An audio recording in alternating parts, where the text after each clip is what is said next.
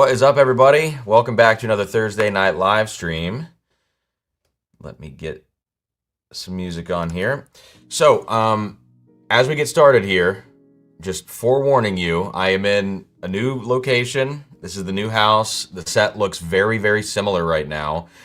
I'm just trying to do something that is kind of close, for right now, just because it's a little bit easier. It's familiar. I didn't have to think too much about doing all this. So I'm in a new set. I sound checked and video checked everything last night with Patreon. So they've kind of seen this develop over the last couple of days. But if there's anything that happens tonight, like connection-wise or audio-wise or video-wise, whatever, please let me know. I'm trying something out right now, which is delaying my audio just slightly to try to get the audio video sync to be perfect. On the live streams, the audio's been a little early, the video's been a little late, so I'm trying to push the audio to be a little bit later also. So let me know how this looks, if this delay, if it looks like you're getting what I'm saying and what you're seeing at the same time. I don't have the AirPods in either, so I usually listen to the background music with you guys, but right now I'm not doing that. If it starts to feel too weird and empty, because It is different when you have the music in your ears. I might run upstairs and grab my AirPods, but I'm a little late to the stream anyway. So hit that like button as you guys come in here. We've got a bunch of stuff to get into tonight. And I'm realizing that some of it I left on the other side of the room, which is okay. We'll get to it. We will get to it. It looks in sync. That's good.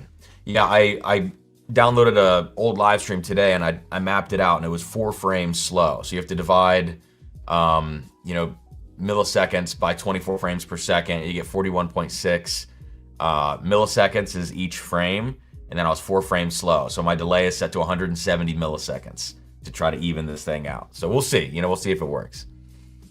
Quality looks so nice. Seems like it's a green screen. Yeah, thanks. So what you can't see, and I'll actually show you guys the basement here in a second. What you can't see is that behind these shelves is just a black curtain that we've nailed in to the boards above the foundation. So it's kind of hilarious and janky, but I think all of our sets on YouTube, unless you're in a professional studio and you're making, hundreds of thousands of dollars per month and you've got a bunch of, millions of followers, I think most of us have these kind of jankier setups. So anyways, let me get something poured out to start with, and then we'll kind of talk through what we're gonna do on this live stream, and we'll get into it. You guys saw the thumbnail, a little late on the thumbnail today. Apologies for that. Things are a little hectic right now. So I'm gonna start with Adam in the chat. His favorite pour, Old Charter Oak. This is the finest oak. Kyle says got the BTAC package today. Thanks. Yeah, man, glad you got it. Let me know. Let me know what you think of those things. Hope there were no leaks or anything. Oh man. All right, so let me check the chat real quick. We'll talk about the finest oak here in a second. But as you come in, again, please hit that like button. We're not doing a giveaway tonight. Tonight is just me encouraging you to please check out the Patreon, $5 or $10 a month. Help support the channel that way. We've got barrel picks coming up. We've got a big drop next week. 500 bottles of some pretty cool stuff from Backbone. The best prices I think we've ever released, and we've got an 11-year. Excuse me, good Lord, MGP bourbon that's killer. High yield, so everybody's gonna eat. If you want one, you're probably gonna get one, as long as you're ready at your drop time. And so we've got that. We've got a half barrel of sherry finish bourbon, which is just perfect holiday whiskey. We got a half barrel of toasted, again, perfect holiday whiskey, and then a killer Irish that's kind of on the shorter side, only 125 bottles of that. So there you go. That's coming up for people in the Patreon. Consider joining the Patreon. What else on that front? We've got some dark art stuff coming up in January, and then ridiculous river root stuff after that. And we've got many, many cool things on the way. So we took about 8 weeks off of barrel picks, and now we're back at it. So anyways, cheers. Let me know what you guys are sipping on tonight.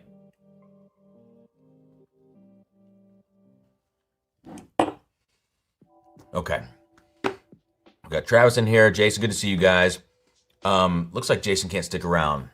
Sorry to see that, Jason, but hope you catch the replay tomorrow if you want to. Just kind of scrolling down real quick on the chat. Live from the dungeon. It is a dungeon right now, Terry, as you've seen. This basement is a dungeon. Finest oak is a unicorn, says Adam. There we go. I think he's a little biased. He might have he might have one that he's looking to rehome. I told him, I said, I'll hype it up tonight for you, man. Adam, I outed you. Turn the background music up a bit, says Frankie. I did actually turn the volume. I turned the volume of my mic up a little bit. Is the background music okay? Stop telling people about the backbone. No Pick November turned into Destroy My Wallet December. The backbone, if you buy all 4 backbones, it's only going to be 200 with the discount, $247 plus shipping. I mean, it's like, that's 4 bottles of what I think is really good whiskey. New set's looking good. Kentucky Prelude, awesome. Love to see that. I actually put all the Drums and Drams picks back here, guys. So this just houses all of them. There's one missing, which is the Middle West. I realized I don't have that one up there, but it's somewhere. I have like 500 bottles of whiskey on the floor in front of me, so it's somewhere in there. I hear no music. The music should be low. I've been talking the whole time, so let me... You probably hear a little music in the background there. Music is good on headphones. All right, sipping on the Elkwood pick tonight. That's awesome. Okay, so the plan for tonight's live stream. You guys saw the thumbnail. We got unicorns. Too many freaking unicorns right now. It's just that season.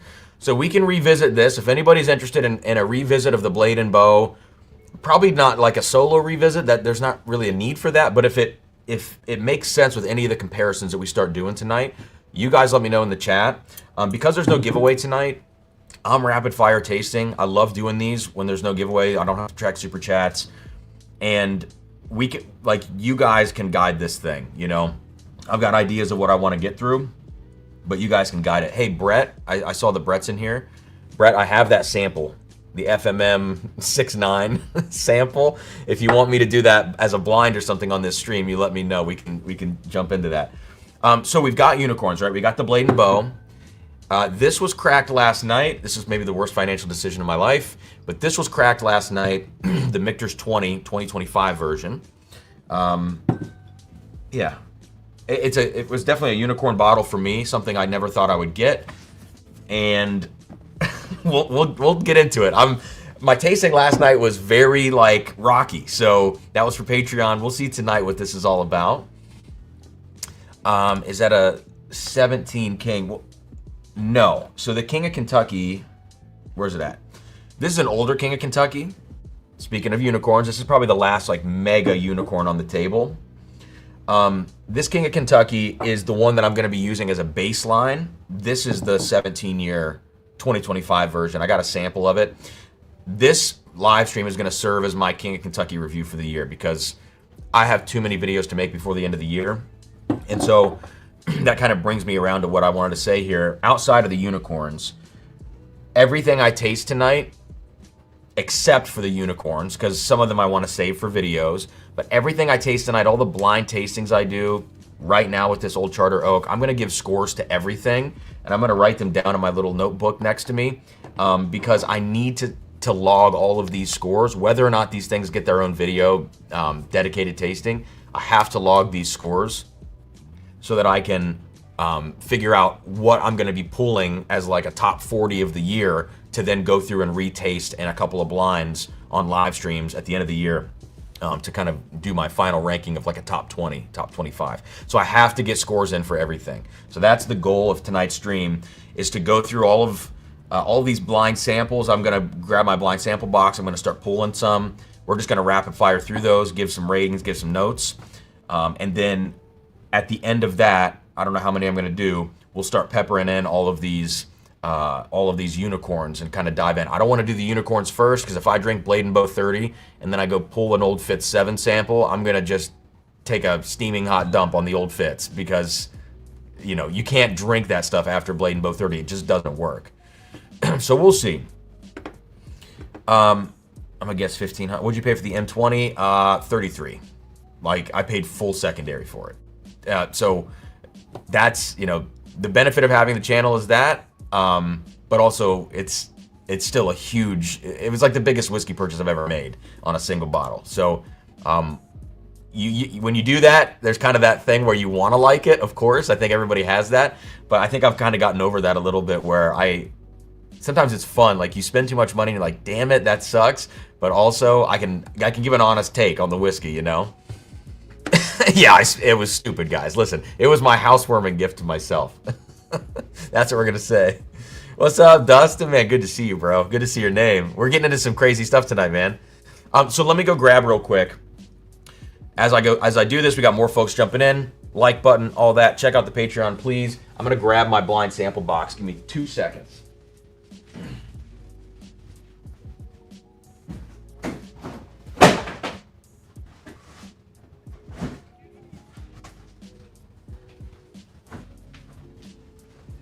All right, yeah, we got a lot of these to get into. I mean, we're not doing all these tonight, obviously, but if we do, 5, 7, 8, something like that, that would be a good number, I think, to jump in. And as we do it, we'll talk about it as we pull the first one out. But please, no spoilers in the chat when I show you guys the reveals ahead of time. Don't say that, Travis. I don't even know what that means. I still don't know what this means. Joe, we don't need to talk about this. Cam's form of gambling. It is a form of gambling. It scratches the same itch. Okay. Landon, truthfully, spending all of it on the bottles, I'm not either. I'm just spending the channel money. I'm just spending the Patreon money and the YouTube money. And I think it's fun this way that you can do it. You can throw them in giveaways. I just sneak them into sample packs for people like other channels and stuff. It's really fun to share the whiskey. There's no sense in buying it and then drinking it all yourself. You know what I mean? That's the least fun part of it. I like to see other people's reactions, like Jason and Matt Porter, like everybody doing the BTAC stuff I sent out, and the Junkies have a set too. It's just fun to watch other people drink this stuff. Okay, so speaking of Old Charter Oak, I'm starting with this. I usually start with Eagle Rare 12 on these streams. This is the same proof, 95 proof. Old Charter Oak, same mash bill 1, lower rye. So pretty much the same starter pour on paper. But this was aged in Canton barrels, Canton cooperage. I had a sample I probably tasted on a few live streams ago.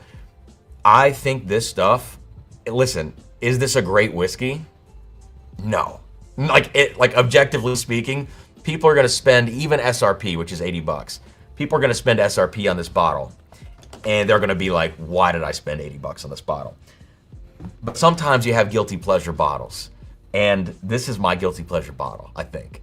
So I've got some other ones too. Elmer T. Lee is another Buffalo Trace guilty pleasure bottle. For some reason, I can't get away from Elmer T. Lee, especially like 2019 and earlier. Those were much better than nowadays.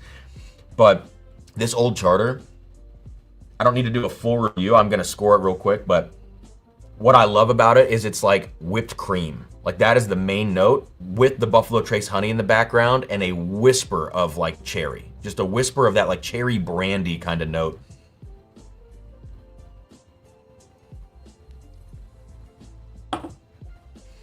Not a lot of spice, on the palate. Very short, short palate, short finish. But it's so sweet and so crushable that this really is a guilty pleasure pour for me. I'm not going to encourage people to go out and buy this necessarily. But if you're somebody that, let's say, has that same kind of affinity for like Eagle Rare 10 or Elmer T. Lee, while also accepting that those whiskeys are not optimal whiskeys, by a reviewer standards or like a critic standards or whatever. If you're in that category, then I think you're really going to like this Finest Oak. It doesn't taste like finished or anything. Like the French oak is very heavy French oak. It's got all of those kind of notes that you're going to associate mocha and, heavy baking spice. This is just a sweet delight of a whiskey, and I like find myself I got this like the other day. I just find myself going to this bottle. So I really like it. And I gotta remember to, if I don't write some of these scores down, guys, please stop me and tell me to write them down. But Old Charter, Finest Oak. For me, this bottle,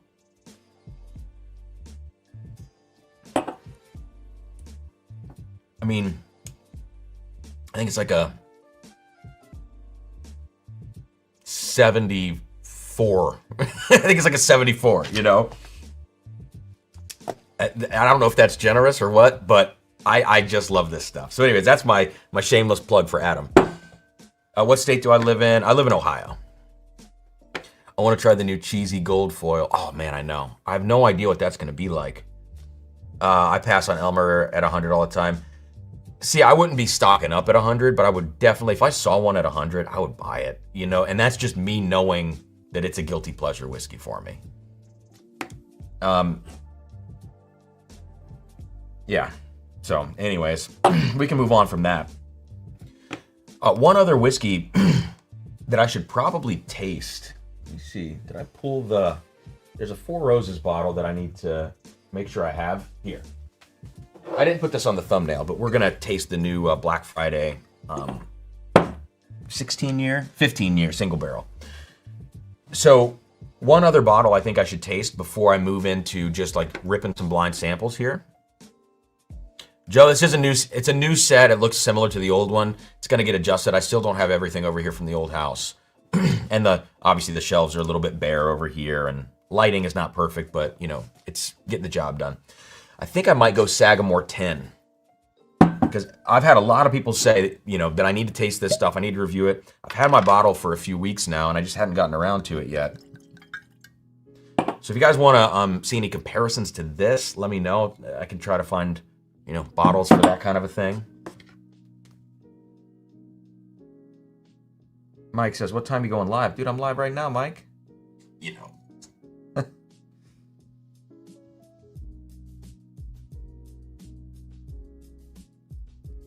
Said now. All right. Best rye for the money, says Leopold Stotch 711. Smells good. You ever had Rock Hill Farms? You like it? Yeah, I like Rock Hill. As with all Buffalo Trace single barrel products like that, the variance is pretty severe. Rock Hill's good. I don't think I've had one that has ever made me go, wow. Whereas with like E.H. Taylor single barrel, not even a store pick, just like, again, pre-2019 kind of time frame E.H. Taylor single barrels. I've had some of those, just random shelfers that made me go, holy crap, that's a good single barrel. Like, truthfully, would probably get pretty darn close to the BTAC, you know, back here, the BTAC E.H. Taylor. I think some of those older shelfers could probably get close to it. You know, there's going to be people coming in tonight wondering about, like, when are you going to get the Michter's 20? So I'll do this. Plan for tonight. Blind reviews first, unicorns later. Please like, subscribe, and check out the Patreon. We'll do that. We'll scroll across the bottom with that. Nope. Okay. Well, I think I'm screwing it up here.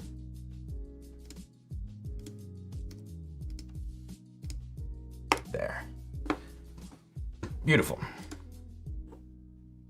It is so weird doing this stream without my headphones in, without listening to music. I don't like this. I'm probably going to have to go grab them in a little bit. I feel like I'm talking... Now I feel like I'm talking to nobody.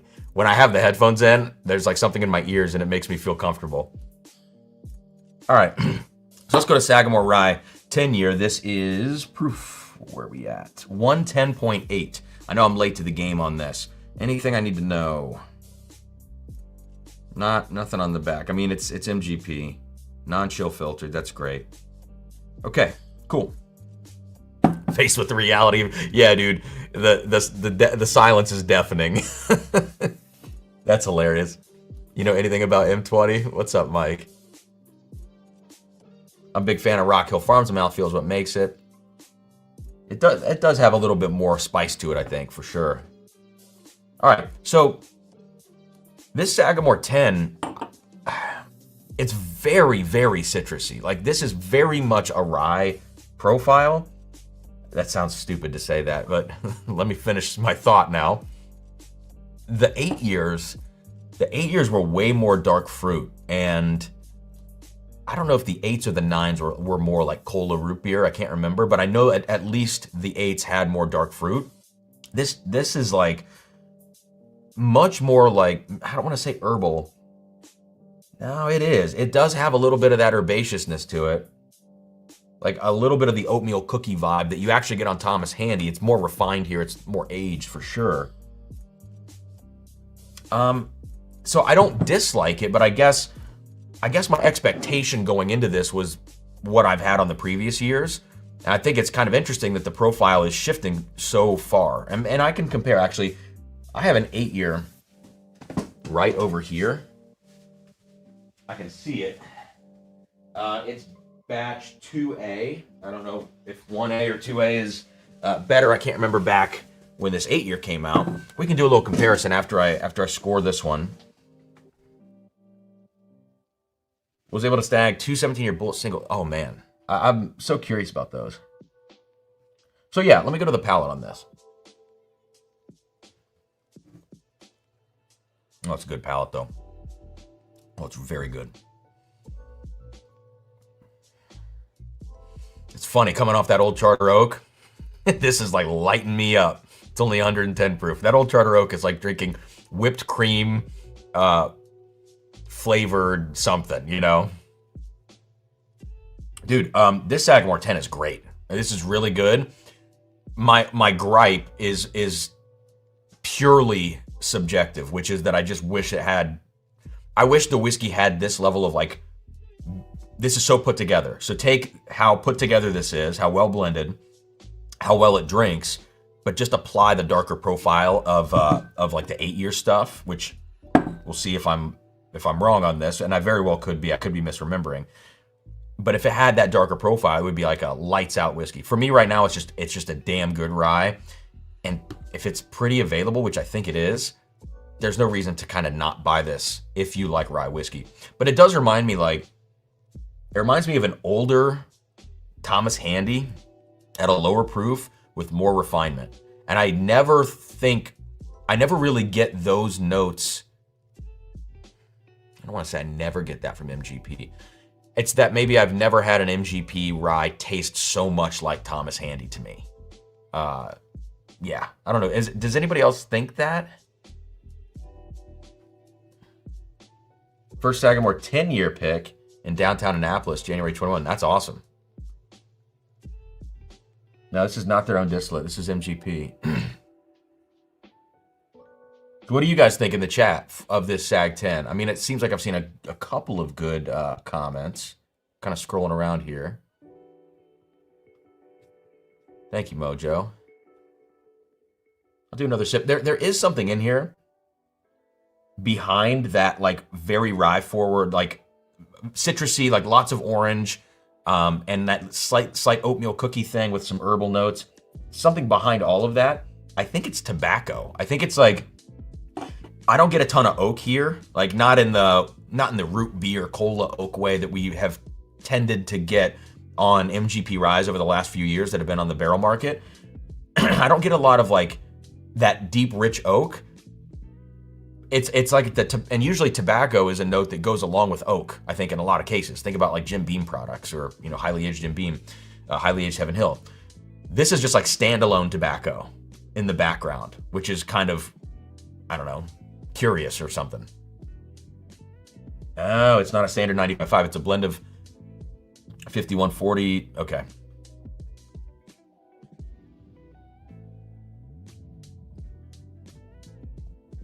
So good though. So good. To me, this is like a mid-80s whiskey. I think this is mid-80s. Concentration for the proof, pretty darn good. It is brighter. All right, so this is Sag 10. Man, and as far as availability and stuff, which I don't factor into my scores, it's just purely based on the whiskey. I'm gonna go 84. I think 84 And I think in a blind flight, it could even beat things that I've rated higher than 84. I think it just depends. But for me, that's an 84 whiskey. I think that's, you gotta like that kind of rye profile. So let me pour a little bit of the 8-year. Thomas Shaddix, thank you for the super chat. Appreciate it. What bottle count and below is a short barrel for King Kentucky? I got one today. Oh man, congrats. That's awesome. That's 71 bottles. You know, I'm not an expert on King of Kentucky yields. That 71 to me seems not super short. If you look at like, it's a 17 year, 71 is just, I don't want to say it's average. It's like maybe 10 bottles shy of what I would normally expect a 17-year bourbon to have, like left in the barrel. Yeah, so I don't think that's particularly short necessarily, but here's the other thing. King of Kentucky is kind of, in my experience, and we'll check it out later, I don't think there's really like a hard and fast rule about yield kind of equating to quality or anything like that. And actually, the more I go through barrel lots, I have passed on more short barrels than I've picked, because most of the time short barrels have problems. Like some of the shortest barrels are the flattest barrels and they lose proof.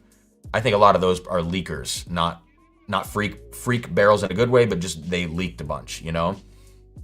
So I think short barrel can be great. Like the highs are really high, but the highs are few and far between also on short barrels. All right, so let's check out this 8-year comparison. People are saying to compare it to the Overholt.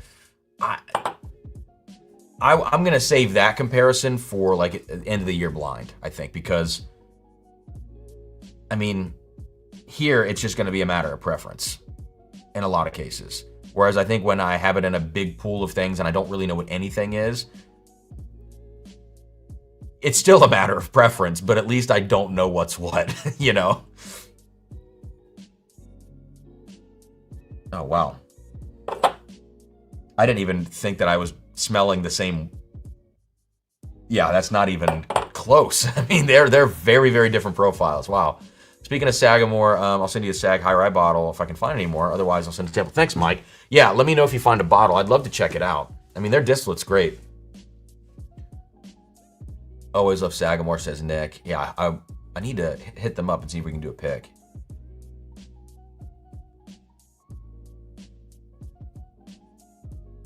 Have you ever considered consulting for distilleries? I mean, that's not my choice. You know what I mean? If I consult, I don't know what I would be consulting on. As far as production processes go, like that is not my bag. I don't know anything about it. The only kind of role that I've ever, like I've thought about, you know, what would, because I do this YouTube thing and there's no official training really for anybody to taste whiskey. It's just like you get in the industry, you get to know people and you find your way around. If I've thought to myself, like if I ever entered the industry formally, what kind of role would I ever want? And the only role that I'd ever really be qualified for would be some sort of tasting position or blending position. It would definitely not be a distilling position. So I don't know what I would be consulting anybody on, frankly. I'm just a picky bitch that tastes barrel samples. That's my job. Brett's got a Kentucky 16-year with 71 also. Mike, thanks for the super chat. Appreciate it, man. All right, yeah, this is about the Sag High Rye. Leakers, not freakers. Put it on a t-shirt, Slad. All right, let's do this real quick.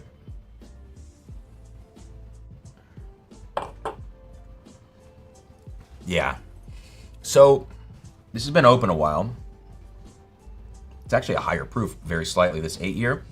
But the 8-year drinks softer than the 10. The 10, because it's that brighter rye profile, more citrus, there's a lot more spice on the palate. Wow. Yeah. I prefer the profile of the 8, but the drinking experience of the 10 for me is far and away better. If I never had these two side by side and I never knew that these two things existed, if I only had one at a time, then I'm going to prefer the 8-year, I think. Where's the hat rack? I don't have, the hats are in a box somewhere over there. They're in a box. I'll get to all the hats. Okay, rare character mascot. God forbid. Spacon back with a vengeance. I need to put empty glasses somewhere. Not empty glasses, but used glasses. Okay, so we got Sagamore out of the way. That's great. What do you guys think? What did I score it? 84? Yeah, what do you guys think? Is 84 like a fair score for Sag? 10? All right, gotta remember to drink water tonight. We're gonna go through a lot here.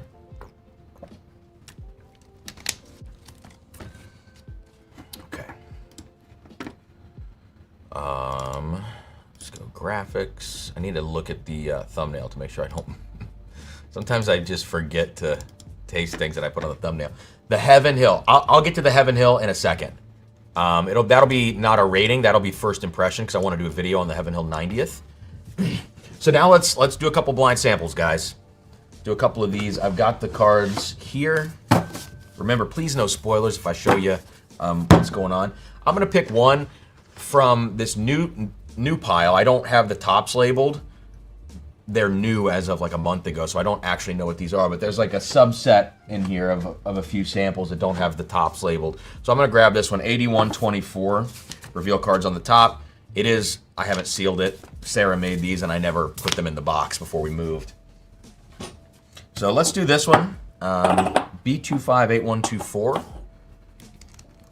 Let's see, Brendan says, I enjoyed the blind reviews of the 30-year Blade and Bow on other channels. Good job. I'm happy they did those, you know. I wasn't sure if they would just taste them on their own time or do it live.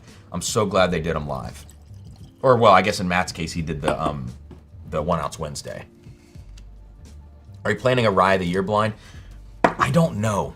My thought on this was that I would just do a massive blind at the end of the year with all of my top ratings, which should, in theory, constitute maybe not half and half bourbon rye, but at least like if I take 40 of my top scores of the year, if 10 of those are rye, because it will be probably a lower percentage, I feel like that's a good, like that can serve as a rye blind. Now I'm not putting the ryes head to head, it's just an overall blind, but I don't know that I have the time this year to do a few days of end of the year blinds just for the big one, because I can't do it in one sitting. Then to also do a rye blind and then insert, I'm also doing a single barrel blind too. So I just think it's too much. I've learned a lot this year about this process. As I got more consistent towards the end of the year, I've got a better idea of how I want to do this in 2026. So this year, I'm going to do the best I can. Probably no specific end of the year rye blind, unless it's like a quick one-off thing on a live stream like this. Fine, I'll do the blinds for you. All right, so we got B258124. This, I hope Sarah put this in here the right way so I don't spoil the answer right now. She put it in the wrong way. So I know what that is now. So we're gonna put this off to the side. That's a bummer. I love my wife.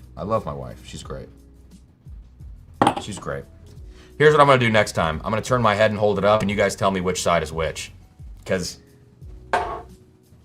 that sucks. Love my wife. I'm thankful for my wife. What's up, Jason Kobe? Yeah, this is the new place. All right, let me just pick an old sample because I know the old ones. I know the old ones are turned the right way in the cards. That was a mistake. Let it go.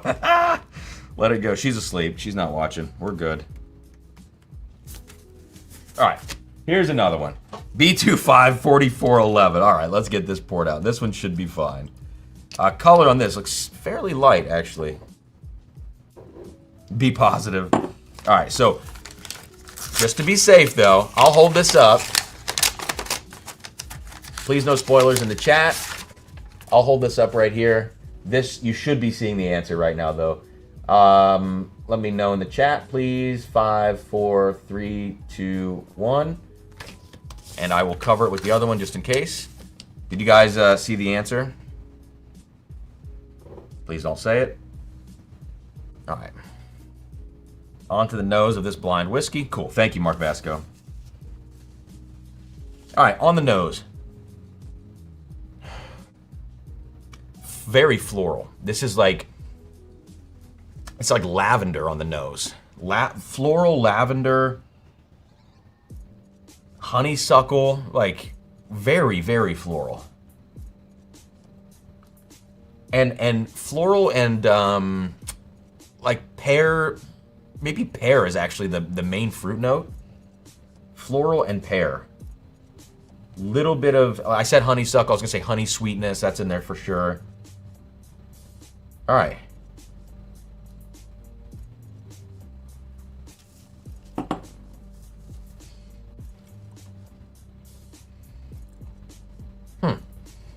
This is like about as average as a whiskey gets for me, as far as like drinking experience and flavor profile.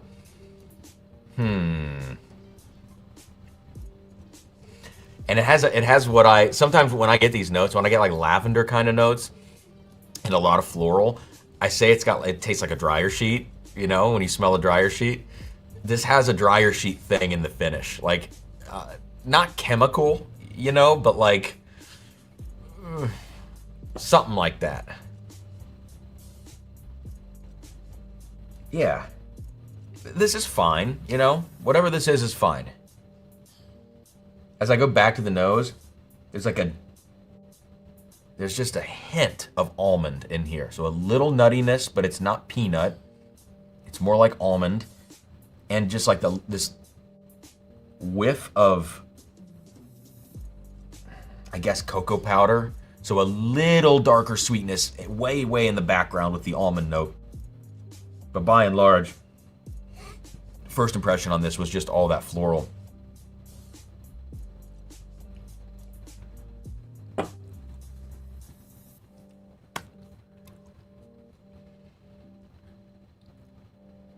Huh. I don't know. I feel like there's something I'm missing. There's one aspect of this on the palate that I like. There's one moment of sweetness which is good, and the rest is so average. I think the funniest comparison to this would be the Old Charter, what is it? Finest Oak, which smells light years better. I might have shorted Old Charter, given it a 74. I might have to rethink that score, because this, I mean, significantly worse than that. Yeah, no. It does have a moment where it drinks good. 71, I think, for this. So B254411. I'm gonna give that a 71. Let's see what this is. I have no clue what this is. None. Oh, okay. Hey, listen. Cool. Okay, cool. Sazerac Rye 100 proof. Dryer sheet, huh? Dryer sheet. I liked this when I first opened it. Sazerac Rye 100 proof, dryer sheet, very floral, makes sense. You know, the honey thing is the Buffalo Trace honey. I should have picked that up. Yeah, 71. I mean, I think that's fine. I think that makes total sense to me. Matt Porter said he got a note on here that he didn't like. Huh. There's nothing like, voice crack. There's nothing particularly off-putting about it outside of the dryer sheet thing, you know? But that's not even that bad, because some ryes will just have those kind of notes.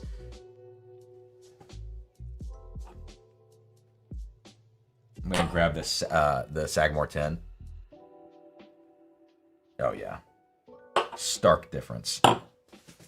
Okay, so there you go. First blind review of the day. That's gonna be Saz 100 proof. Getting a 71. All right, let's keep it going. Let's do another one. Let's do another blind review. What do you think about this format of doing a bunch of these live? Is it stupid? I mean, we're only on number 1. You can tell me if it's stupid after a few more. Let's grab this one. That looks dark. That looks nice and dark. Let's see. Where's my reveal cards? Love this. All right, I'm glad. Have you tried the Woodinville 9-year bourbon? Got a bottle, very Texas funk-like. No, I haven't had the 9-year bourbon.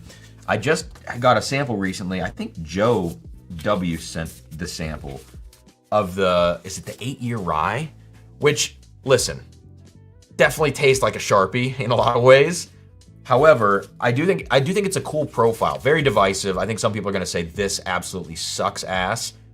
Part of me says that about it, and then another part of me is like, I kind of like it because it's weird and out there, and it's very, very oak heavy. So I would imagine that the 9-year bourbon, I feel like I could predict how that's going to taste based on the 8-year bourbon, which I did get the chance to try. But Woodinville is just not for me. The only Woodinville I have over there, which I actually have a backup bottle of, is the Moscatel finish. I thought the Moscatel finish played so nicely with the weird farminess of their base distillate. There we go. There's the reveal card. I was really, really happy with that Moscatel finish. And then I was even happier when the price came down because it didn't sell. All right, let me show you guys. We have 200 people in here watching streamlined blind reviews on the channel. It's hilarious. So thanks for being here, guys. The unicorns are coming, I promise. But we've got a long night, you know. I'm gonna show you guys what this is again, and I'll hold it up and hopefully it's oriented the right way. I think another thing about doing this like with no headphones in is that I don't read the chat as much. For some reason, I'm noticing that.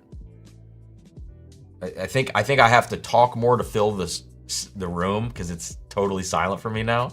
So I have to talk more so I look less at the chat. Whereas with the music on, I think I pause more and I'll read because I feel like I'm listening to music and the space is filled. Insecurities. All right, here we go. This should be what I'm about to pour in my glass. Please no spoilers in the chat if you're just now joining. If this says Heaven Hill something something, don't start talking about Elijah Craig, or really don't say it's Heaven Hill for sure. So 3, 2, 1. Let me know if you guys saw that properly. I'll cover it up here. Joe, you want to come over, dude? You can jump in midstream. We can crack the GTS 09 tonight if you want. Sarah will never know. She's asleep. You can come in through the back, the walkout basement door. You can walk down the super steep side of the house slope and come in that door. Midnight, I don't want to say booty call, but you know what I mean, whiskey call. You guys saw it? Okay, cool. Let's see, with no headphones on and no hair. As noted last night, you got chopped. Yeah, I got the hair chopped off, which I needed. Observation deck. Yeah, you should break into the observation deck. Okay. So we are on to 5144. Man, pretty good nose on this. Smells very brown formany. First time watcher enjoying. Thank you, man. Thanks for being here. How's the new basement feel as a studio? Not great right now because it's like, I'll connect my phone in a second and show everybody. Patreon guys, I know you've already seen the dungeon, but no, I just, once the bottles are off the floor and the drum stuff is all unpacked over there, it'll feel better. But right now, it's funny. You walk into the basement and I'm like, I don't even want to be down here because there's so much shit everywhere. Then you turn to the left and there's this little alcove, like this little setup right here. I don't know.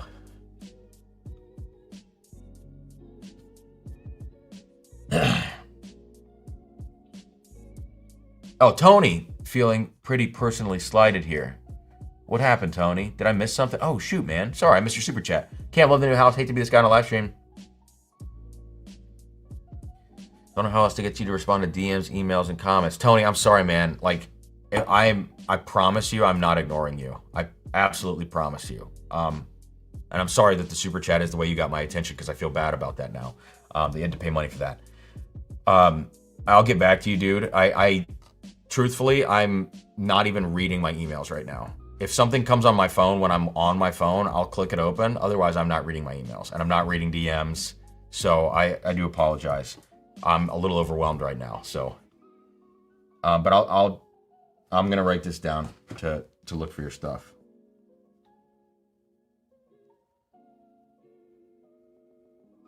Look for Tony DMs. All right.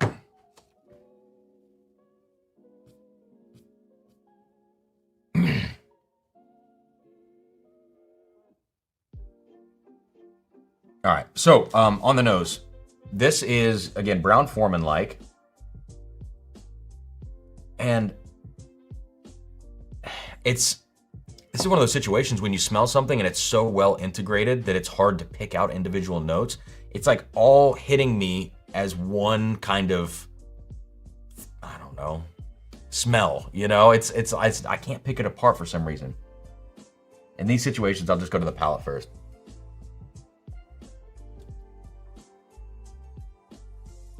So not what I expected.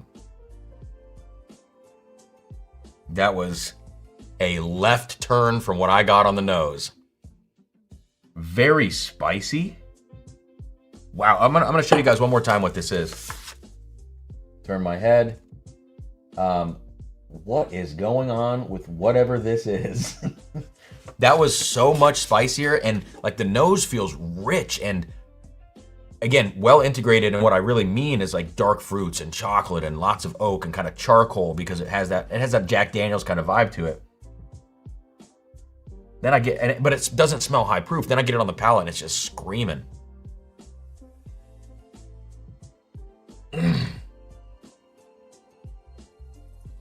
Not as cozy as the last setup, but room to grow. Yeah, the extra lights, like I just brought this down here and didn't have time before the stream. Like this is the light that went behind Matt's belt in the last setup and stuff, you know?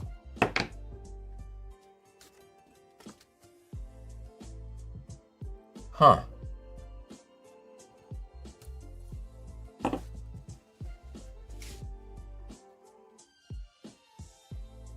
This whiskey does not smell how it tastes. I'm completely confused by this. It's nutty on the palate, I think. Color's dark. It drinks really well, but it's got youth on the palate. It's not just a lot of spice. It's like youthful spice. So you kind of get that corniness in here. Tell me about those Four Roses bottles in front of you. Curious mind wants to know. Oh, what's up, Clay? Where? Here. This is like I guess the new label, I think, for the private selects. This was a 15-year, 9-month single barrel for Black Friday. They did some of these OESV, tier 6, 134 proof. That's what that one is. Then I brought this one out, which is Father's Day 2024. Same recipe, OESV, also tier 6. Slightly higher proof. It's 1.6 proof points higher. And then 16 years. So almost the same stats. 2 different runs. Same tier. So a good comparison. This is the new one. Obviously, this is the older one. But this is my benchmark for Four Roses. This run of Father's Day barrels I thought was some of the best single barrels. I mean, in recent years. Everyone's going to talk about Golden X and Mutant Yeast and all that stuff. But Tony, I feel bad, man. I feel bad. I apologize, dude. Who do you think Four Roses will sell to? I don't know. If I had that crystal ball, that'd be cool, but I don't know. Did you have some longer stem tasting glasses? I'm stalling. I'm reading the chat right now because I don't know what to do with this whiskey that's in my glass. I don't understand why I don't even know that it's super well integrated on the nose anymore. I just think I'm not getting anything out of it for some reason, and then the palate explodes. I feel like I'm broken. No, I can smell these fine. The nose, I've never had a whiskey like this, to this level where I'm like, what is the nose of this?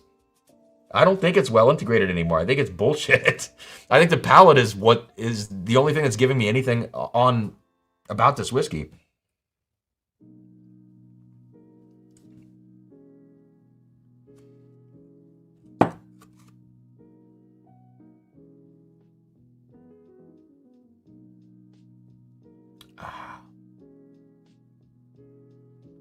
I don't know. I'm not a fan of this. It tastes young.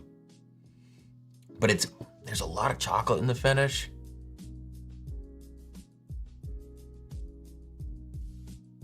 Maybe it's not youth. Maybe it's just like it does have a Jack Daniels-y kind of vibe to it. I don't know. Longer stem tasting glasses. Sorry to get back to this on the screen. I did. They're Luigi. So if you check the description, it's probably in this video. If not, go on to a non-live stream video. The longer stemmed glasses I used were called Luigi Bormioli glasses, but I don't personally use them for American whiskey. I think they're not good for high proof stuff. I only use those Luigi Bormiolis for like 46% Scotch, like 92 proof Scotch, you know, sherry finished Scotch, stuff like that. Actually, maybe not even sherry finished, because I want a wider bowl on that. So maybe just more like ex-bourbon cask Scotch would go in those glasses, or like an Armagnac's still not great because it's just too closed, too tight of a glass. So those are fine. It's funny you bring up glassware. I'm gonna start doing glassware reviews because I think people ask about glassware a lot. I just bought the entire line of Kimura. I get these ads on my email and on Instagram. Kimura from Japan tasting glasses. I went on their website and bought one of every whiskey glass, and it just got here. They're upstairs. Like, I haven't used them yet, but as far as aesthetics and feel and design, they are amazing. Like, I think if you're looking for a longer stemmed glass, you should buy from them. It's a little more expensive. Actually, it's quite a bit more expensive. So they're not cost effective, but they're awesome. And if you're looking for gifts, very cool.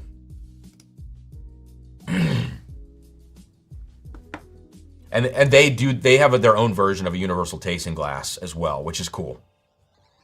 But yeah, the universal glasses, very good. Also, Luigi Mangione glass. Oh my God. I didn't even, before I started saying it, I didn't even think about it.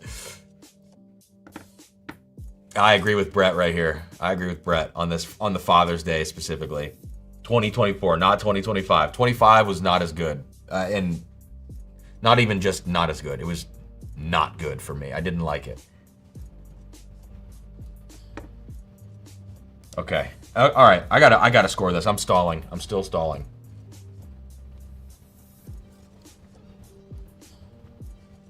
I gotta go with my gut.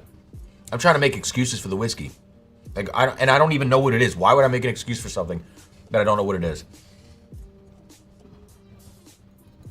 There's richness in here, but it's, so that's a plus. It's not just youthful and spicy on the palate. There is richness. So I have to give it credit for that, even though it is still kind of abrasive and spicy.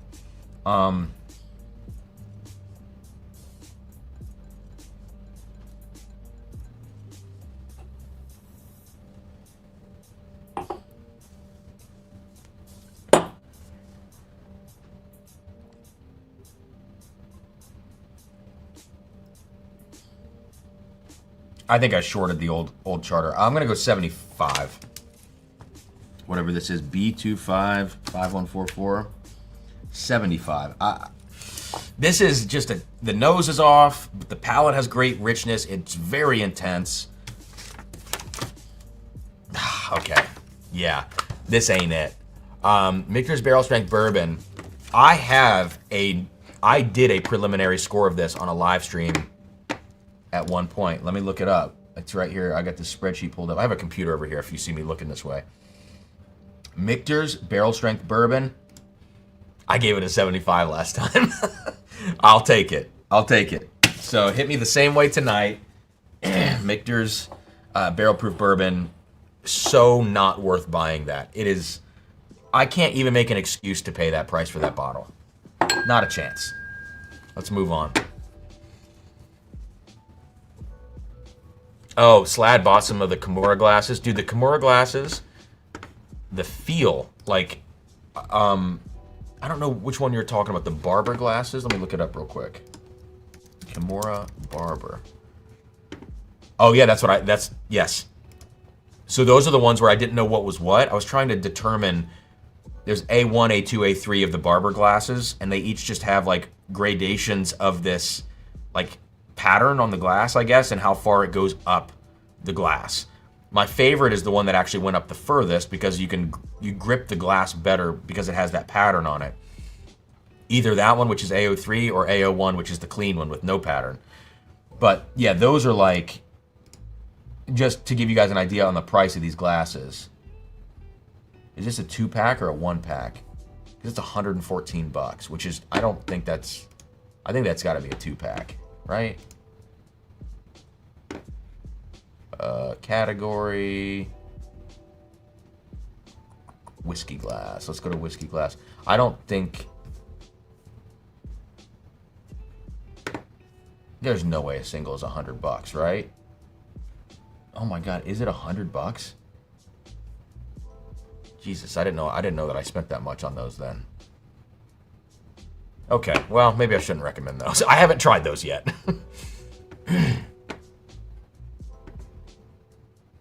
It's for one. Oh man, jeez. Okay, well, we'll write it off. I guess. I gotta make myself feel better on that one. I think I was drinking when I bought those, so I never went back and looked. I just was like sitting on the couch drinking, getting ready to move. B251102 is the next blind sample we'll do. Let's do this blind sample, then we'll go into the Heaven Hill 90th, and then we'll go back to do a couple more blinds before we go to Unicorn Land. Color on this one, yeah, it's okay. Nothing crazy. Okay, 1102. They're nice as water. They're as nice as water for crystal. Don't feel bad.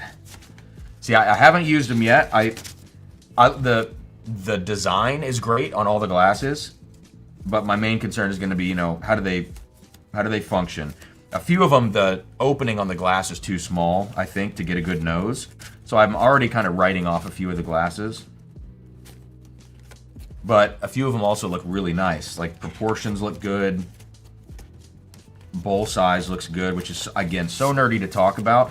I went on a big glassware bender probably 4 years ago, really when I got into whiskey. I wanted to find what my favorite glass was that I was going to commit to and buy a bunch of for streams and stuff like this. And I landed on the Stolzles because I think it's kind of the best of every aspect of these glasses. Dude, where is this reveal card? Well, I must have missed it then. Great, we get to do this all over again. 11, oh, there it is. It's right on the top. 1102. All right, let's show you guys what I'm tasting right now. That's what Klarna's for. It's so bad that you can pay with like DoorDash and shit with stuff like that. I don't like that. All right. We're gonna open this. Wow, this is treacherous. All right, you should be seeing the answer. Again, for anybody new in here, no spoilers, please, or whatever this is. Let me know. Someone give me a thumbs up in the chat or something to let me know that you can see it. 3, 2, 1. We're good. Cover it back up just in case the card was oriented the wrong way. All right, on the nose, 1102. Blind. Wow. It's like wispy blackberry. Does that make sense to anybody? Wispy blackberry. I like this nose. It's kind of dainty on the nose. It's not full force hitting you in the nose, I guess. It's dainty, wispy blackberry. Wow. You know, kind of like the Sazerac 100 proof, I said had like a little bit of the drier sheet note. It was very floral. This has some of those elements, but subdued. Like they're in context. They're presented appropriately. They're presented proportionally. That's the word with everything else. And there's a little like musty thing in here, little damp, musty basement. But again, it's proportional to what's going on. I like this nose. It's different.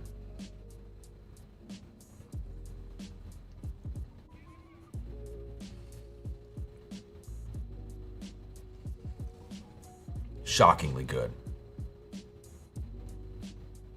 Shockingly good. Feels finished on the back end. Like I'm starting to get what feels like a finish to it. It's getting dry and tannic, like it's got kind of some sort of, I don't know. It would be a lighter finish maybe. Like third fill Madeira, which is not light necessarily, but like third fill, you know, or Sauterne, or like it's got something that's a little bit of a brighter, but still has some fruit. Calvados, could be Calvados, you know. It smells familiar now that I go back to it. I like this whiskey quite a bit.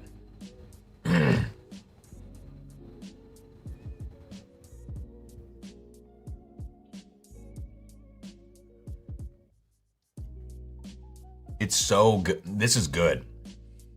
This is good.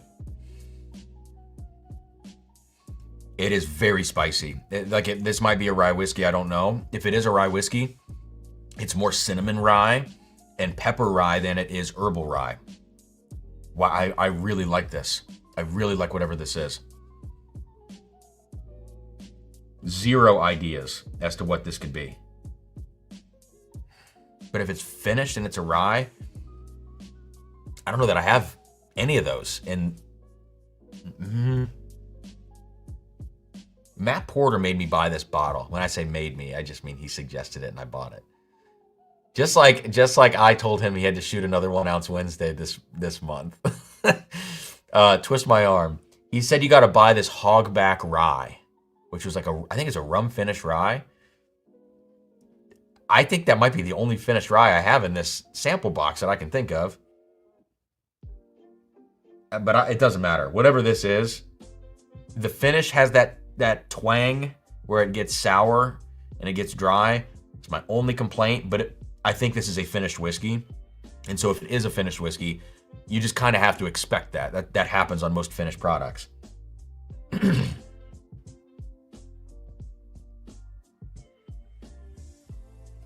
I think this is great whiskey.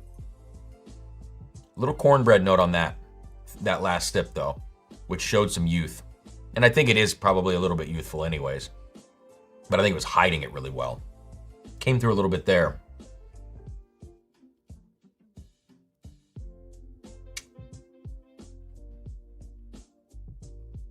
I mean, SAG 10. This is very different profiles. Very different proofs for sure.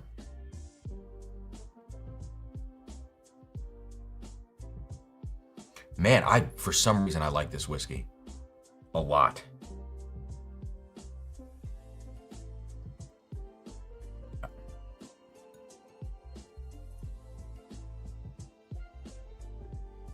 I might be like 86 out of 100 on this. All right. B25 1102. I'm gonna lock in. Man, I think that might be high, but for some reason I like it. 86. What is it? Oh, Caleb's Crossing Burai. Yeah, I like that. I like that a lot. It feels finished. That's crazy. Wow. I mean, that is really good. And I remember putting it in here going like, I need to put this in the blind because when I tasted it, it's Green River and MGP. It's Green River bourbon, I think 7 years old, I think 12-year MGP rye. I can't remember if it was finished in Mizunara or not. I may have even shorted that in this. And what's so bonkers to me is it's 114 proof. Did I pick the right? No, this is the right one. This drinks way hotter in a good way. Wow. I probably should have went higher. I mean, in my mind, I was going up to 88. And I was like, man, that feels high. I don't know. So I went down to 86. I mean, I think I shorted this thing. But I got to stick with the 86. Very good. Holy shit. The tannins and the finish, that's the only thing that's off for me. I don't quite understand even why it's there, actually. And maybe it's just a product of blending things that feel like, on paper, I would never think to put 7-year Green River, 12-year MGP Rye. Would never think to put those together. I don't know how David Jennings came up with that, but glad he did. That is excellent whiskey. All right.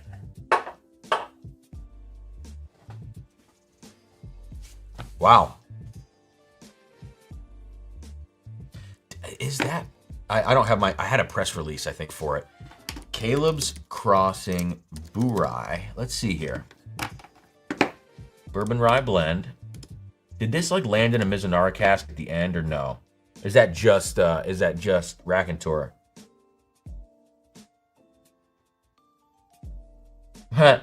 Barrel aged black cherry. Didn't I say wispy blackberry? I mean, it's kind of pretty close. Lingering candy-esque spice. The candy-esque spice is what I was talking about, like floral and like a little drier sheet, but in context, like proportional. Like that's the thing. That whiskey's so proportional in almost every way. And then to find out that they blended the most disparate things you can imagine with the Green River Bourbon and the MGP Rye, that's what's impressive. And then to have that impression of it with not knowing what it is, because if you tell somebody that's what's going on and then you give them the whiskey, they're going to be looking for those things. I'm just shocked that blind it came off that way. Yeah, it doesn't seem like it's finished, huh? The rye element is often barely... No, this was 95.5 in there. Wow. Wow. Solid. Okay. All right, let's move on. Let's go to Heaven Hill 90th.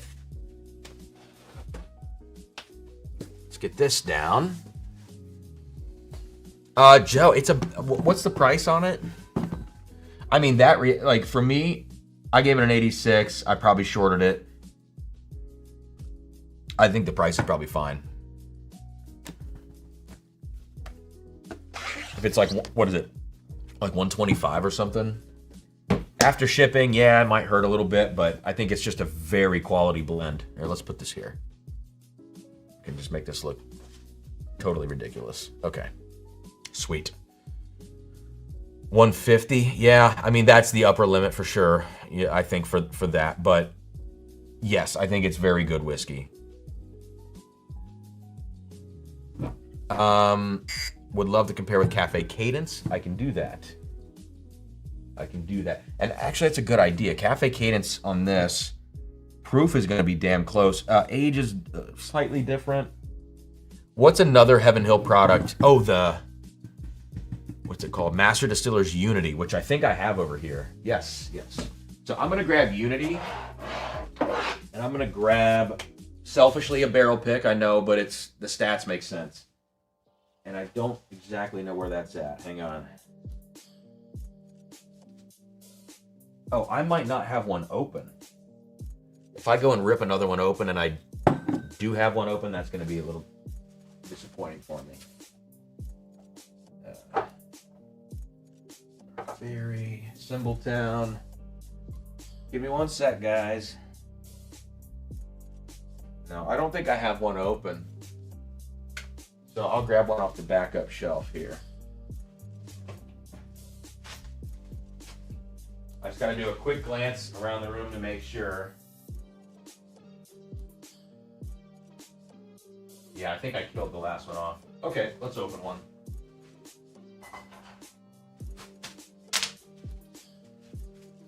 All right, let's get one of these open.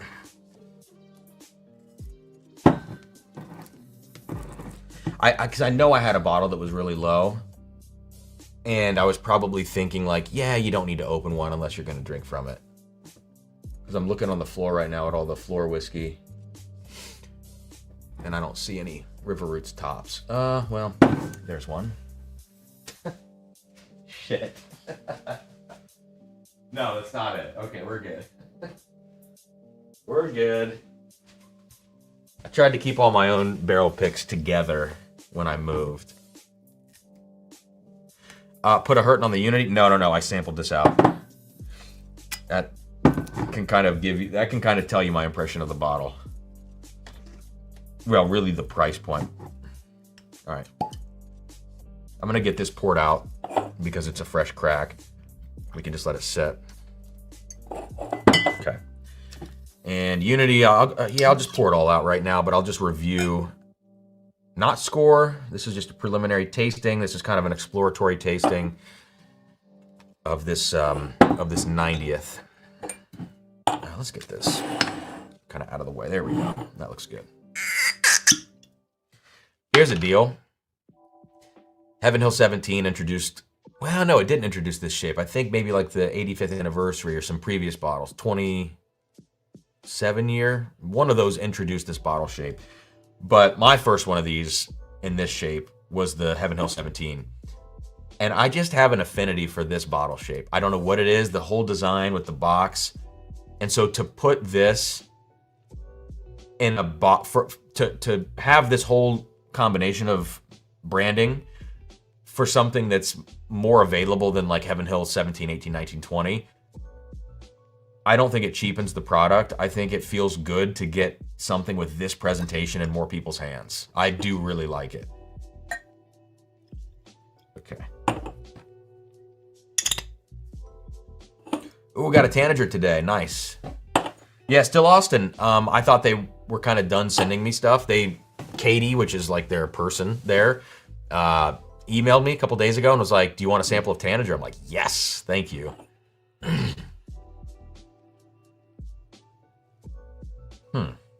Okay, let's coat the glass. So with this 90th anniversary, I thought it was kind of peculiar that they went with a 9-year age statement. Probably because it's 90th anniversary. That's the only reason I can think of, is the number play there. So 70% of the blend is just 9-year. 30% of the blend is also 9-year, but in heavy char barrels. So 30% heavy char. Color on this, it's 107 proof. Pretty typical. Let me put it up next to, it's darker than Cafe Cadence, which is a very light whiskey. And it's actually darker than Unity. That's a good sign. So before I do any comparisons, I'm just going to take this, on its own here.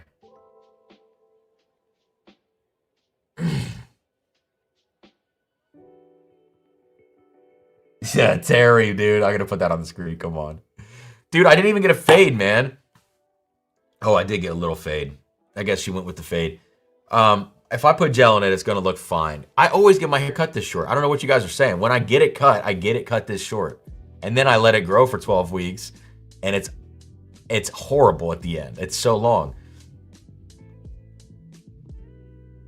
Okay, so on the nose.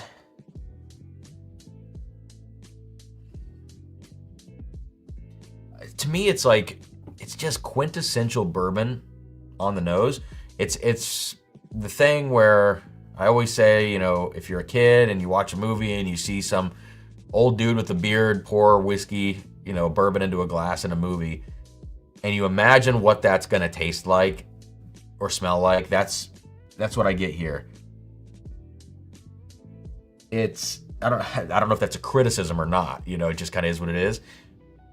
There's like a roasted, you guys know, like, what are they called? I don't even want to say something if it's going to be super wrong. Spanish almonds. Like, you go to a tapas joint.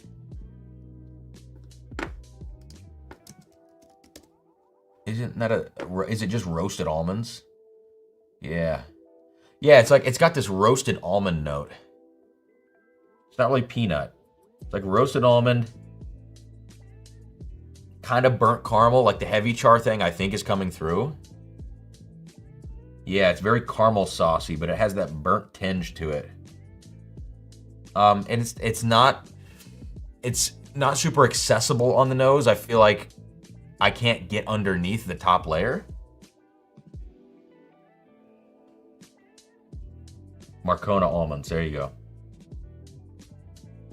All right, I think it smells fine. Nothing about this says special whiskey on the nose. It just smells like very solid whiskey.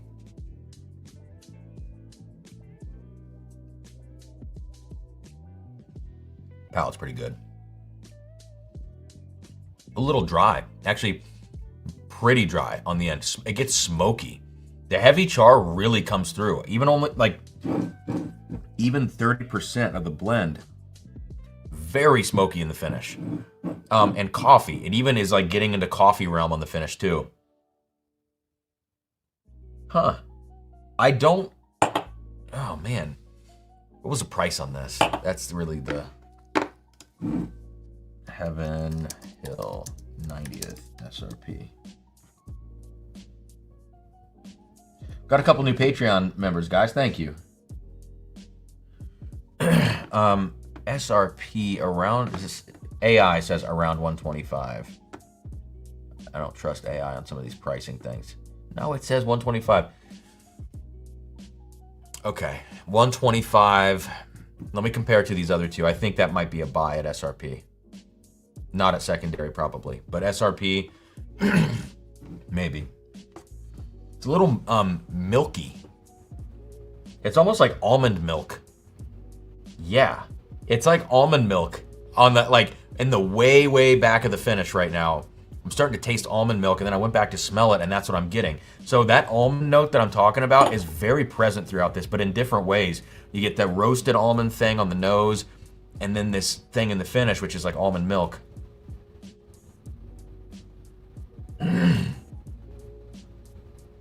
What is happening in the chat? I don't think I know what you guys are talking about.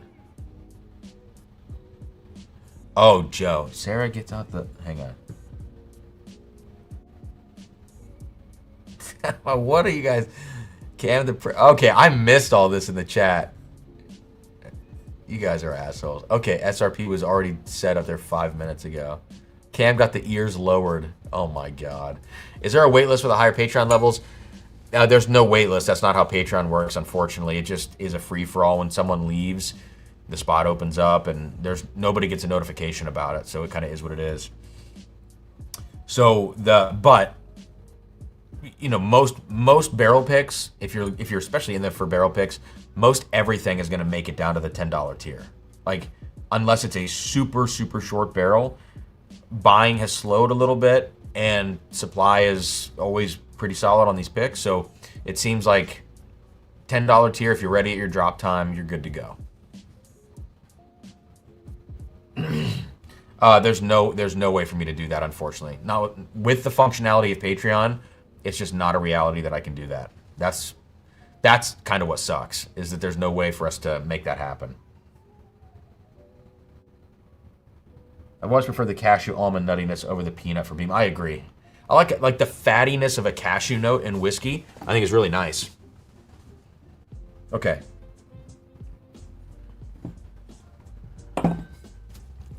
Yeah.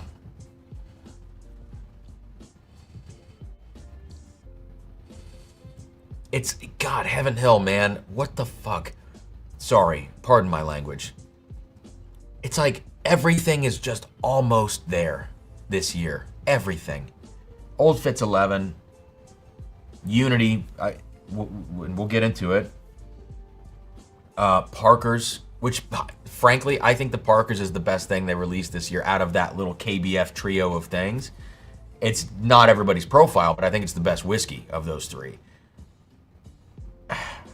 And then this, it's like almost. And then it just isn't quite there. And then you get the price tag, and thankfully this is only $125. This is $225. Get out of here with that crap. No, it's not. And the Old Fitz has no business being a VVS, and the Parker's too expensive for what it is, but at least it's better than those two. And then this, it's like almost. God.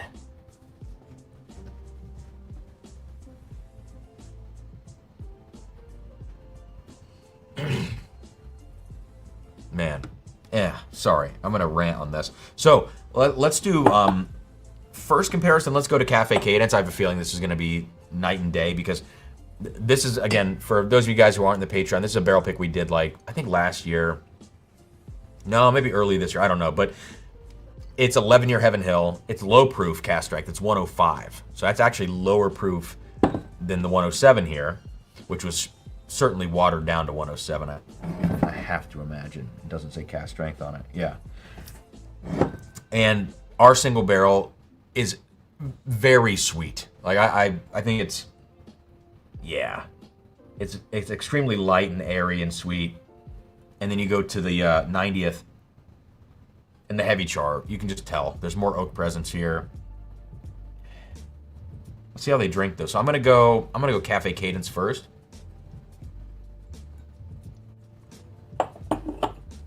It's just like icing.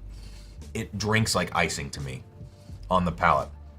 It's like the Heaven Hill version of this. Of the Old Charter, which I said is like whipped cream, Buffalo Trace. Same thing, but for Heaven Hill. Not a perfect whiskey. And it was like 130 bucks before discount and everything. So definitely on the expensive side for what it is, but I selfishly love that profile. We also, you know, it's a barrel pick.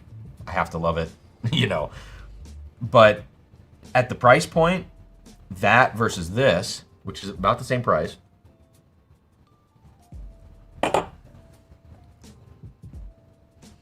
Vastly different profiles. I think the price point is okay with this. So, would I recommend it? No, because I don't think it's like, I just don't think it's unique enough. I don't know.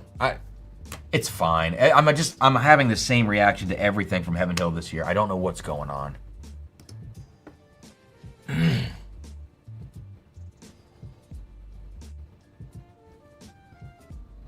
All right. Let's do the Unity. Let's see. Winter Storm Watch. Oh, geez. Tomorrow? Oh, Saturday. Sweet. I love snow. All right, back to whiskey. This is a much better comparison. These are similar. Yeah.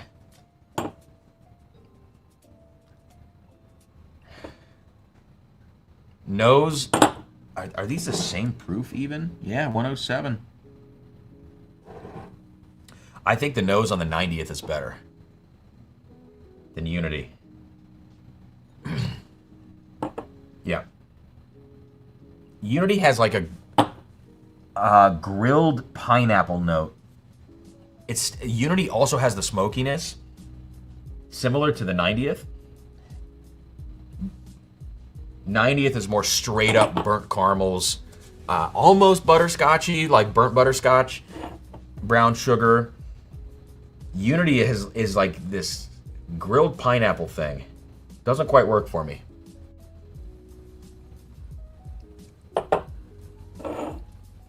No. Sweeter. Unity is a little sweeter. There's a bitterness in here though. No. 90th. I think 90th wins. It's funny because it doesn't have all the fucking gimmick. Oh, 30, what is it, 32 or 34? 34-year bourbon in here, distilled by Parker Beam. Come on, give me a break.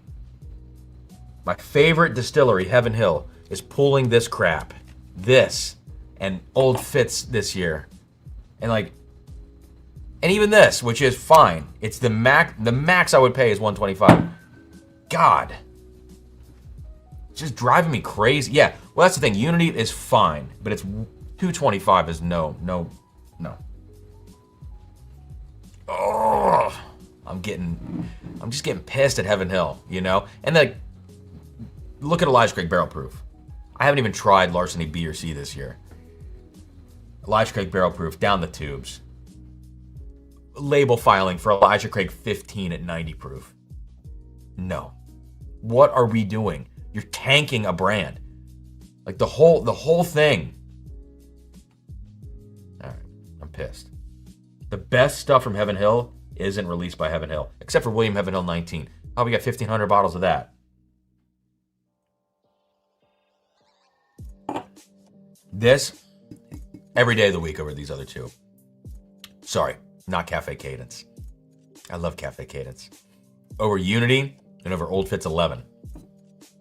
Had to save it there. But still the price, I don't love it. I think that's like $80 whiskey in a $125 package. You know, you're paying for this and you're paying for the fancy bottle. I do like the fancy bottle. So I got to figure out, I don't know what I would rate this whiskey. I have to, I don't think I can accurately rate this whiskey unblind. I think I'm a little too biased right now at Heaven Hill. I would need to be blinded by this whiskey. Let's keep going. Just another blind. Get some water going. I'm not rating it right now because I have to sit and think about it. Saturation level, 40%-ish, I think. Yeah, 40%. Must have has some older Heaven Hill offerings, but you got to pay for it. Yeah, Clay. I wonder. I haven't looked recently. I wonder if some of that stuff or all of that stuff is aged over, either in Scotland or wherever overseas that they're aging a lot of the Heaven Hill. Like, I don't like a lot of the Scottish age stuff, except there's like a 27-year Caden Heads from years ago that pops up on secondary from time to time for like $1,000. Someone sent me a sample of that, and it's like 86 proof cast strength. Very good. Let's see if I'm snowing in Lex right now. Nice. The question is, do you like the snow? Because I like, if it's going to be cold, I want snow. That when I lived in Rochester, I loved it. Because you got the cold for sure, but then you got so much snow up there. And I was in grad school, and I lived like a 3-minute walk from, the front of the school. So you're not out there very long. You can kind of get where you need to be. Everything's really close over there, so I did enjoy that. Yeah, guys, for anybody that gets a 90th, a Heaven Hill 90th, I'll try to get a video up as soon as possible. But if you don't see a video, please comment on this, like this live stream. Come back and find the stream, excuse me, and let me know what you think of the 90th, because I am so conflicted about this. I think as far as quality to price ratio, when I think about that and I think about the Unity and the Old Fits and the Parkers, I think that is the best ratio between quality and price of the year. And we have to exclude William Heaven Hill 19, and I don't know if there's anything else I'm like missing LE-wise from them. But I think that's probably the best ratio, but that still doesn't mean it's worth the money. You know what I mean? Probably a lot of people jumping in right now. Thank you guys for being here. 285, that's crazy. Yeah, please hit that like button. Rarebird, what's up, dude? Awesome, thank you. Not finished, straight. Dude, I don't know, like, there's something in the finish that reminded me of a finished whiskey, which was crazy. I don't think I picked that up last time, but excellent, dude. The blend is killer, and I'm so glad I did it blind, and I'm so glad it popped up here. So speaking of that, let's do one more, if not two more, but definitely one more of these blinds before we move into all the FN. I think this is like pretty good timing. We have Michter's 20. We have King of Kentucky this year. We have some Four Roses, which we may or may not get to. I mean, we'll see. If anything gets cut, it's the Four Roses from tonight. Blade and Bow is an option for some comparisons, but I don't want to just we don't need to dive back into it deeply. And then I have a final pour. It's kind of cheesy, but Brooks Reed, who is in the Patreon, this is an older sample, but I still have like a 1/4 ounce, or half ounce, I guess. It's a 27-year Willet, 132.6 proof, 27-year Willet. And I thought, like, even tasting Michter's 20 and all this other crazy stuff, I'm going to probably end my night with a final sip of this, because little housewarming gift to finish this sample. I've been saving it for some occasion. Like, this is probably the occasion, you know? So kill it after all these unicorns. And then I have some stuff from Brett. I pulled the Parker's 24 if I wanted a comparison. Thank you, Brett, for sending another ounce of that, dude. But then Brett sent me a blind. So actually, you know what? Brett, are you still here? And if you are, we have 310 people in here right now. What is going on? It's crazy. Thanks, guys. Holy crap. Wow. I think that's probably a record. I don't know what we had on the BTAC stream, but Brett, if you're still in here, let me know so that we can dive into this, because I don't think Brett sent me an answer key for this. I think he has to tell me in the chat. Okay, he is here. So we'll do that, Brett, right after this. We'll do one more blind review on this stream. I thought I was going to go through 10 of these.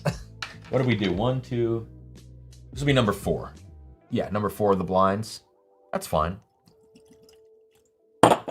B258843. Let me grab the reveal card for this one. 8843.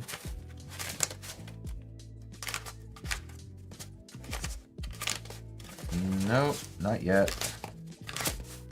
Jimmy Red is fine, little crafty, says Terry. Yeah, Jimmy Red is very hit or miss for me. I did like that weeded that I reviewed a couple years back, the one in the jug. I thought that was a pretty cool bottle. It was crafty, but just like flavor concentration in that thing, I thought that was solid. 8843. Okay, there we go. All right, we've done this. We have 227 in here again. How did 100 extra people jump in and jump out? That's pretty crazy. Maybe the stream got picked up somewhere.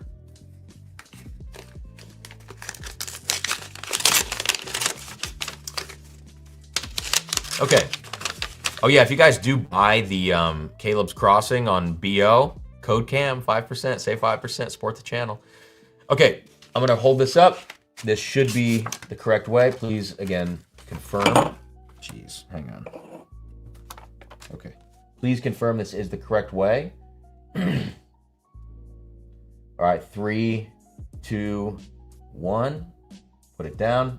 Okay, we'll cover it up. And here we go. Anyone have thoughts on dark arts? Are they generally worth the money? So dark arts, you pay a premium.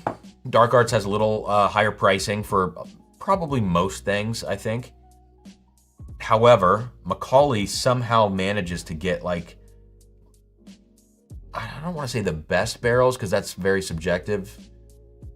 Depends on what's on the market at the time, but like, for instance, all the buff turkey stuff, Dark Art's got the best buff turkey, hands down across the board. But I think Macaulay went through those barrels, like maybe first even. If not first, he was one of the first people to go through those barrels. And then his 36% 10-year MGP bourbon, I have no idea how he gets the barrels he gets of that stuff. And you pay $150 per bottle, but you know, it's funny because like last year that was crazy. And this year, as prices are going up, his prices are the same.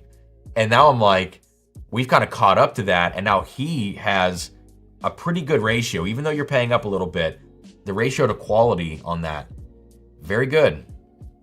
So, you know, I'm a little bit of a homer now for Dark Arts as far as, because we were down there like 2 or 3 weeks ago, and everything we tasted, it's just like the finished stuff. It's of a certain quality that other people don't have. And I think it's because Macaulay goes and handpicks these finishing casks. Like he goes to Europe over the summer and goes through different barrels. It's, you know, like, is everything from Dark Arts or any NDP gonna be a banger? No, there's no way. So you kind of have to know if it's a barrel pick. Just trust who's picking the barrels. If it's a store, if it's a group or whatever. But I think Macaulay from Dark Arts, you're pretty safe with most of what you're gonna get, you know? There's not gonna be something out of left field, I don't think. All right, we got a nutty bugger here for 8843. Yes, as Austin says, the best 36% miles per gallon money can buy.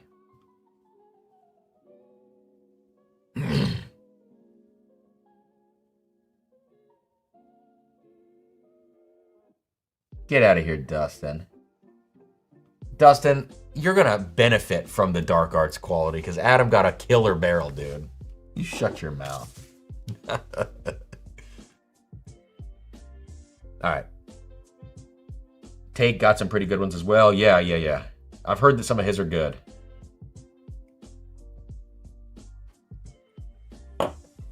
Ooh. No, she's hot. Woo. Nutty.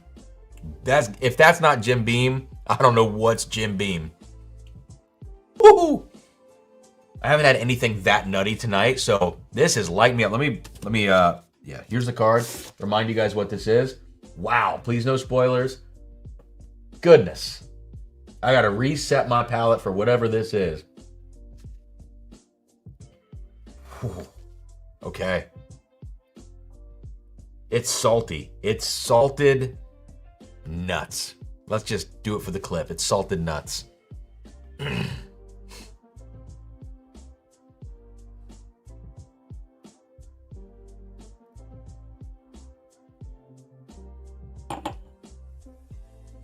Wow. You gotta have that first sip to get used to this, because that was jarring. It's a little grassy, actually, too. Yeah, it's a little grassy, but I don't hate it. You know, I kind of like it for what it is, like for this profile. And for some reason, I'm in a Beam phase. You know, I kind of appreciate Jim Beam more than I used to. But this is pretty good. The grassy is the one complaint. And I think I'm recognizing it more right now based on, or just because of what I'm coming off of.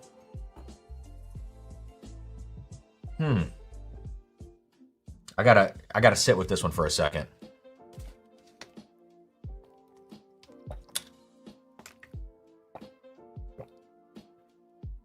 Joe says, Cam, I was thinking about Pappy Van Winkle 23 is trying to drink a slightly bourbon-flavored toothpick, which is not worth secondary by any stretch. I agree on the secondary thing.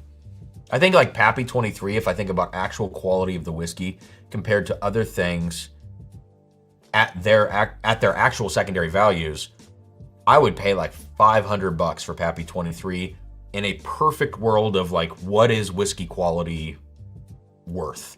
I think $500 is a fair price for Pappy 23. Is the Blade Mode 30 in the same area? I don't think so, man. I think it's getting to that for sure, but I don't think it's to the level you're talking about. Oh my God, you guys in the chat. I can't do it. We are after 10 p.m., so we're good to be inappropriate. Terry, get out of here.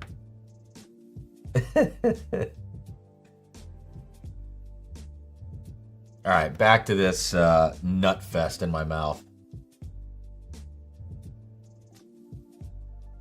Wow.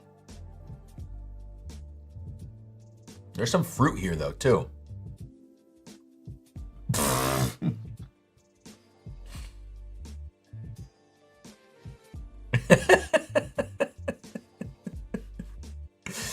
Oh, God.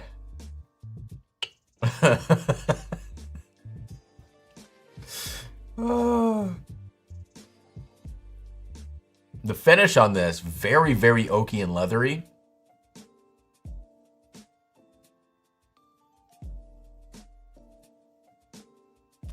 Yeah. Excuse me.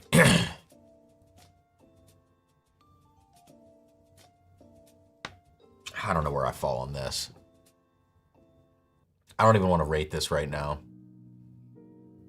Because it's like, to me, I don't like grassiness, but to other people, I know that I'm more sensitive than probably 80% of people I talk to about that note. So if it's a me thing, I don't want to take it into account too much with a rating.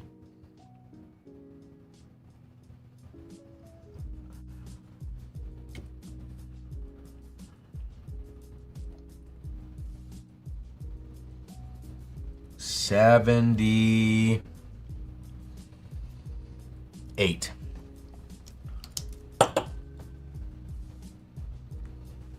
8843 78. Let's see if I'm crazy. I don't know what this is. Oh, nope. Here it is. Okay. A125 Larceny barrel proof. Yeah. Wow. It's that nutty? I thought this was Beam. I can smell the wheat in it now. I would have never smelled it without knowing that. Wow. I should have tanked it harder. I should have tanked it harder. 78, I mean... No, man. I should have tanked it harder. Come on. Yeah. Okay. All right, that's fine. We can just move on. Another Heaven Hill disaster. There you go, right? But this, we always kind of knew that Larceny Barrel Proof was a disaster. So that's not a surprise. The surprising thing is that all of the LEs in 1 year are dog shit except for William Heaven Hill 19, and there's like 1,500 bottles of it. You know? It's my favorite distillery. It's my favorite distillery. Like, that's the thing. I want to call them and be like, listen, if you've ever listened to anything I said online, besides laser codes, let's forget about laser codes. But if you've ever listened to anything else and you hear me bitching and moaning about your stuff, I also hope that you've heard me say every time I do that you're my favorite distillery.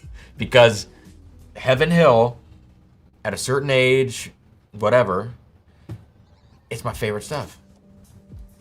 Oh, Jason Kobe's getting some frickin' inspiration maybe from some of these silly happenings tonight. Okay. So lasered nuts. Cam, I don't think that makes a great cover letter for your resume to Heaven Hill. Dude, dream job for me. Heaven Hill barrel taster. Dream job. What's the distillate on the new 15-year Oakley? Nobody really knows officially. Jeremy. Okay. Where are we going next? Brett. Is Brett still here? We got to do Brett's sample next before we go to freaking... Oh, no, he's here. He said Fred Minnick would disagree. Yeah, that one year Fred had 2 Larcenys in his top. I mean, at least he was consistent on that. All right, so guys, this is... we have 216 in the chat.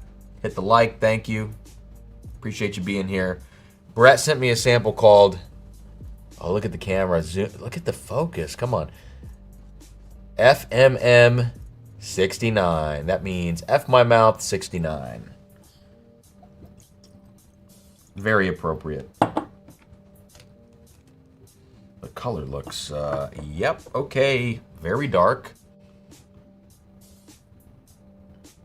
So Brett is gonna do the reveal. Oh, God. Okay. Okay. Well, we're in a different category now. So I'm going to make some guesses. We'll treat this like an episode of What's That Whiskey? I'll make some guesses.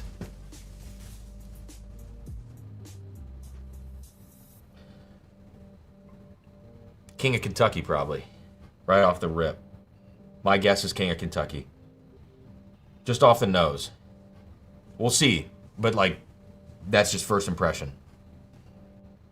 Smells out of this world good. Maybe not King of Kentucky, now that I smell it again.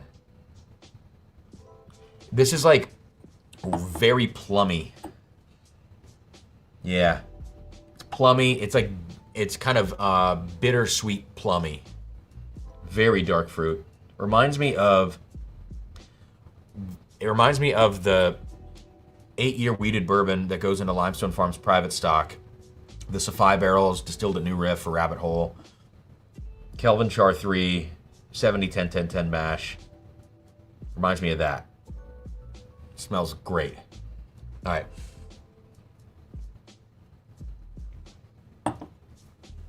Oh, dear Lord. Oh, dear Lord.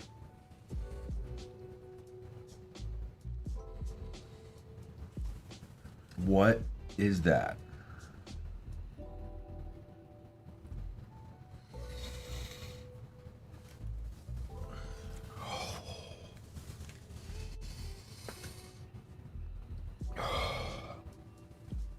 I've got goosebumps.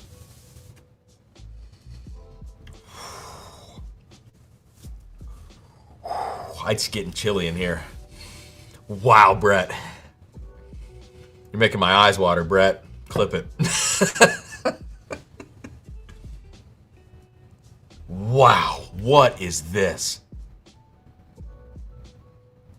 What is this? I hope you're not playing a cruel, cruel trick on me. Wow. What is going on here, dude?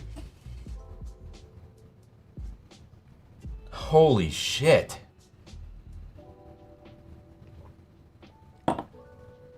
Oh.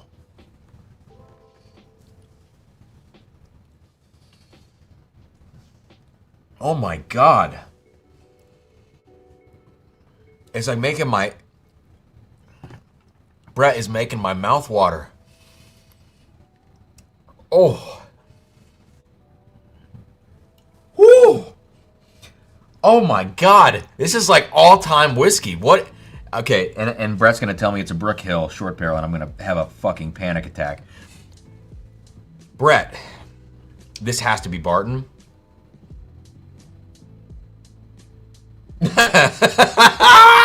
Slad. Oh my god, that is a great comment.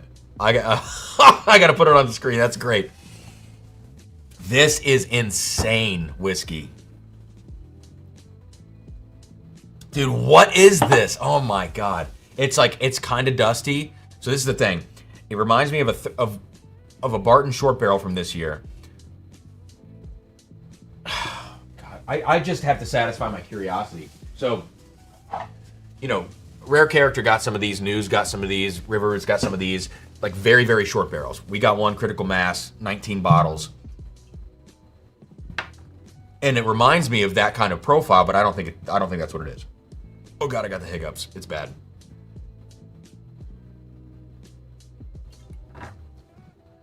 No. No way. This is the thing. What I had to find out is that, like, this tastes kind of dusty to me. But some of these crazy short barrels can taste a little dusty as well. Oh yeah, no, now I smell it. So what I wondered is, like, is this a dusty whiskey or is it a modern whiskey that's kind of acting dusty? I think this is probably a really weird dusty. I mean, it kind of reminds me of William Heaven Hill 19, kind of reminds me of like old school GTS. Like there's a lot of, dude, I don't know what's going on. Brad, I hate you. I hate whatever this is. Dude, I have no guess. The proof is high as shit. 150, I mean, I think it's in the it could be in the 150s, man. This is 152.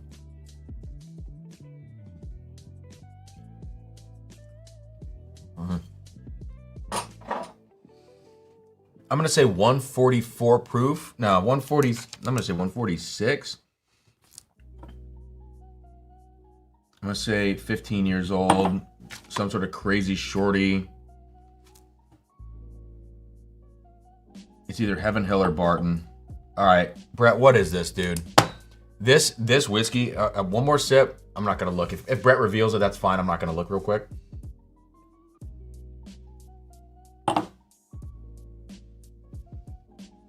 Dude.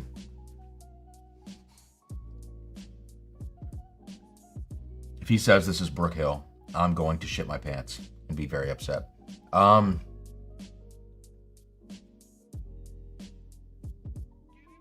think this is like, I think it's like 98 out of 100 whiskey. It's 98. It's, I mean, 98, it could be 99. This is like all time.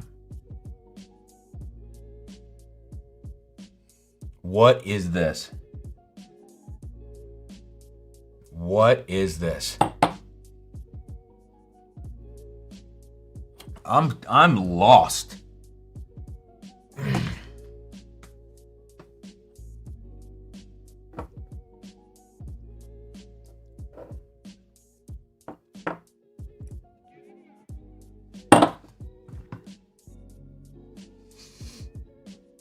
I hate you so much, Brett. I hate you so much. I knew it was. I knew it. It's fucking Barton. I knew it. It's a 24 bottle short barrel of Brook Hill. I knew it. I knew. That's why I grabbed this. I knew it was a short barrel of Barton. It's good. The barrel has no allegiance.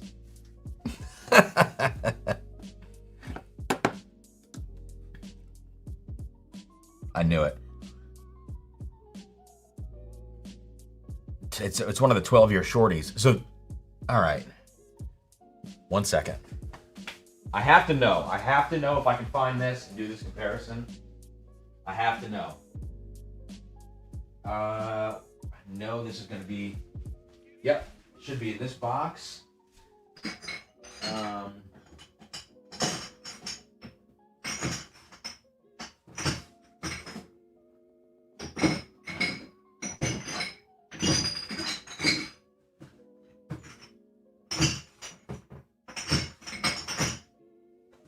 Oh No, no, where are you?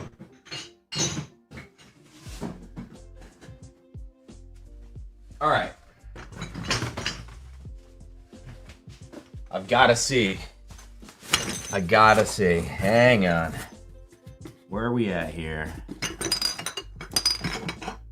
Yes. Okay. All right. Bottles cloud. You can. So I thought the noise gate might cancel that out. I guess you can hear the bottles clanking. All right. Excuse me.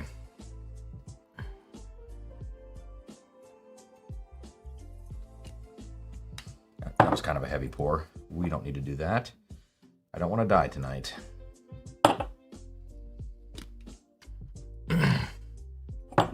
Yeah, I could show you. I could show you the floor. Wow, that's a great barrel. It's a great barrel. Yeah, this is the shorty that we have coming up. It's like a 50 bottle shorty, so it's not quite, 24. So here's let's talk about this very quickly before we go to the unicorn stuff, which we are already in the unicorn stuff now. The Barton stuff that's hitting the market right now. So there was 13-year Barton on the market, I guess a couple months ago, and that was kind of like the first round, and then there was 12-year stuff that hit, and this is like what NDPs are buying. The 13-year stuff at first, we picked, I guess, 2 of those barrels. One was like 143 proof, 70 bottles. The other was 152 proof, 19 bottles. And they were all like, same profile. It's the same lot of barrels, just with different yields and stuff, different proof points.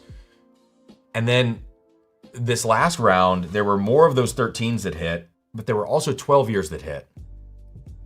And the 12 years, in my opinion, I didn't like 95% of the 12 years. They were like the lower proof, around 135 to 140, However, the short barrels of Brett, don't text me, Brett, get out of here. The short barrels of the 12 years, which the other ones I didn't like, but the short barrels of the 12s were so unbelievably better than the short barrels of the 13s that it didn't really make any sense to me. So what Brett just sent me is a 12-year Barton short barrel. Has to be Barton, I would imagine. It's Brook Hill, they're never going to tell you. But it's probably Barton, probably from the same 12-year lots. And then I picked a 12-year, it's not this short, it's not 24 bottles, it's like 50 bottles that has not come out yet from River Roots. And I love this 50 bottle shorty that I picked. I love it. On the nose though, this other one just has this like funky, dusty thing to it. And that's the differentiating factor between them. So, wow. And this one is like, the one that I'm tasting right now is like 149 proof that I picked. And the one that Brett sent was 155. So I should have went with my gut. I said 146 on his, erring on the side of low. I should have went with my gut. 155.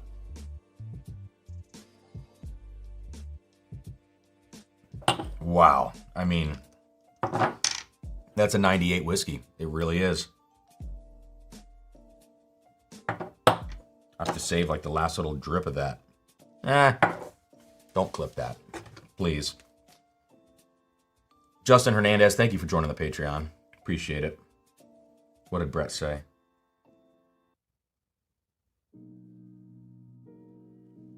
Oh, wow. What's your pick rate then? Not 98 then, Joe. Probably more in the 95 range, I would say. And I listen, I will never, outside of a circumstance like this, I will never rate my own picks. I just don't think there's too much bias. It would have to be completely blind. So I never rate my own picks. But in this case, if that's a 98, ours is like a 95, Yeah. That's right, Clay. What about the shorter 13-year coming up? Totally different profile. So these have the same profile between them. And then the other one that we have coming up, which is the 13-year, that has the 13-year profile on the shorties is completely different than the 12-year profile on the shorties. All right, so we are 2 hours into the stream. I hate to do this. There's 260 people in here. I gotta go take a leak. A lot of whiskey tonight. So I'm gonna run upstairs. 95 seconds. Let's see if I can do this in 95 seconds. Probably not, but I'll be right back. Please don't leave. We have a lot of unicorns to taste after drinking something that probably beats all those unicorns. All right.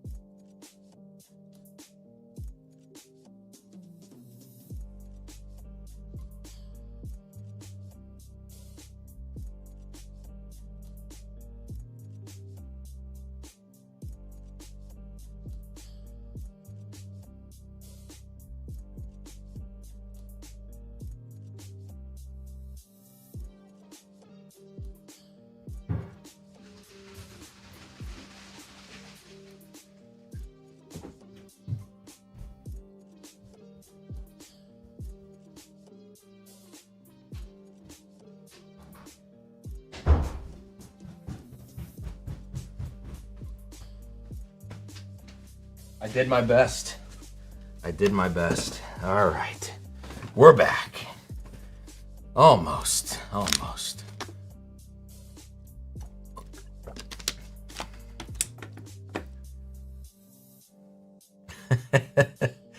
$103. Oh, I did my best. Come on. It's a little longer walk this time.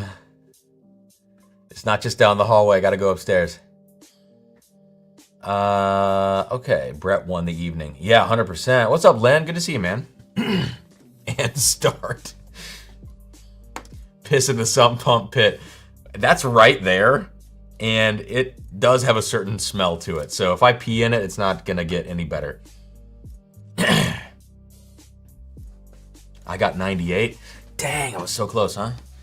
Chris says, need a bathroom in the basement. The rough end for the bathroom is 8 feet to my right. That's the rough end. So it could definitely happen. If I could get like, how much is a finished basement is like what, 80,000 or something? So whenever I stumble upon that, we can put the bathroom in. Mike says you lost 50 viewers while peeing. That's okay. You didn't wash your hands, did you? No, not a chance.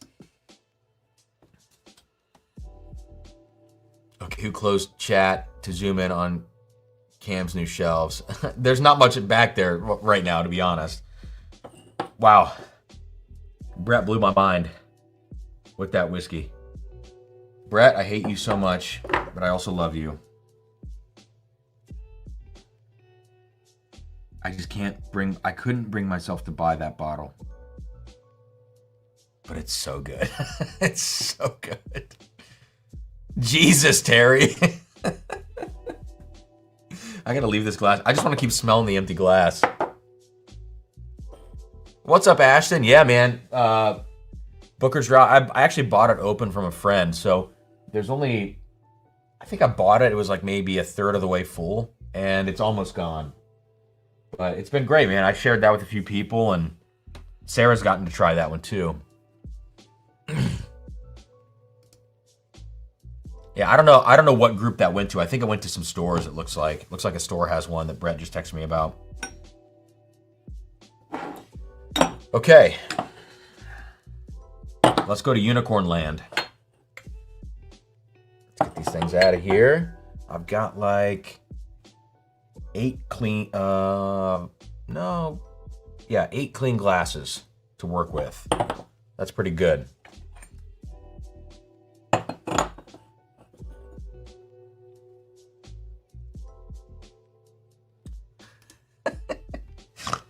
Joe, cracking me up. Okay.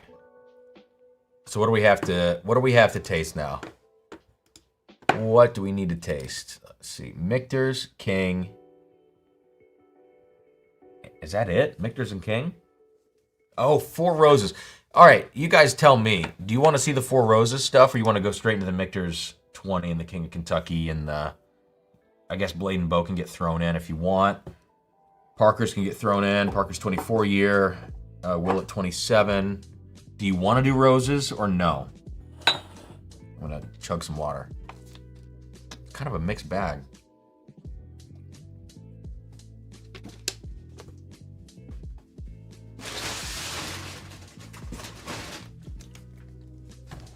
Rose. Skip. All right. You gotta retain. I like roses, but you gotta retain viewers here. Jesse, honestly, man, as far as viewership goes, I don't think about that too much, you know?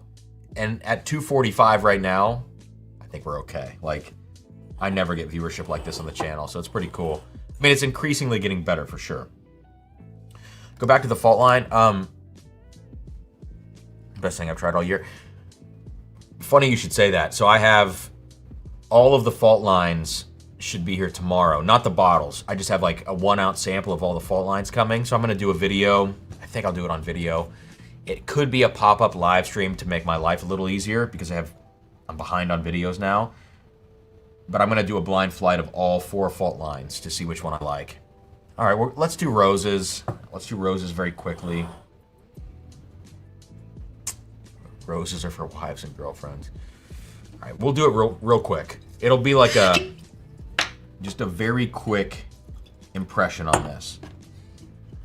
So on your left, we'll put this one, the new one, and on your right, this will be the older one for comparison. Okay, a quick reminder of what we have here. On your left, it's the new label. It's a private select. It's a 15-year, 9-month OESV, Tier 6, 134 proof. Cool. It's the highest proof single barrel released for Black Friday from Four Roses. I think that's it. And then on your right, we have the same recipe, OESV, also Tier 6, slightly higher proof, 134 here on the left. This is 135.6 on your right. 16 years old on the dot, Father's Day 2024. So like a year and a half ago. Colors on these.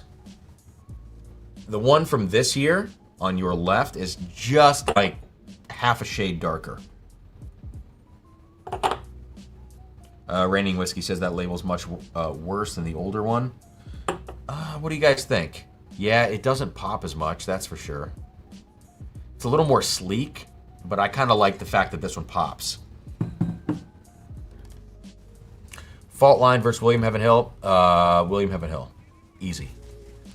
When are you and the other drummer going to team up to take on the Bourbon Junkies? The Ohio-Michigan rivalry takes many forms. That could happen. That could happen. Okay. So let's see. We'll start with the newest one on the nose.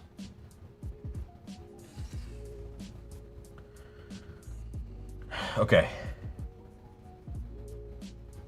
So, Four Roses, for me, the stuff that I really like,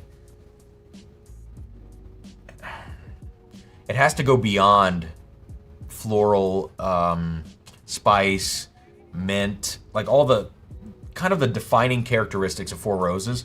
You kind of have to move one step beyond that, whether it's deeper fruit notes, more oak, something has to go beyond that for me to think that it's probably like a, you know, top tier Four Roses.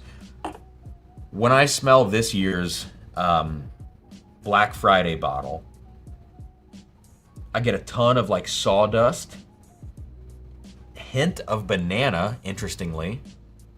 It's very slight. It's almost like lemon banana, like a lemon banana combination.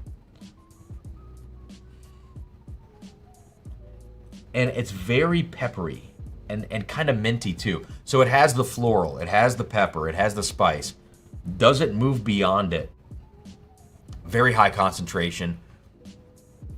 There is depth here, but it's not rich. It's deep, but not rich. Does that make sense? Like, depth to me is elevated concentration, but richness means that it's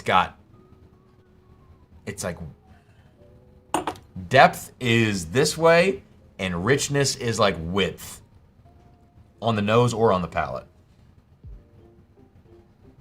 All right, let's go to the 2024, and the nose is head and shoulders above that. There's so much fruit. This has width on the nose, and it doesn't have the sawdust note of the Black Friday bottle. It's kind of funky, like a funky, slightly medicinal cherry. And raspberry, lots of raspberry on that. Back to this year's, no. It's not bad. Spicy vanilla, spicy chai. Almost buff turkey chai note in here.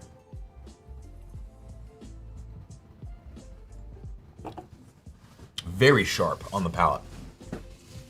It's not bad, but like, it's not why you want an OESV.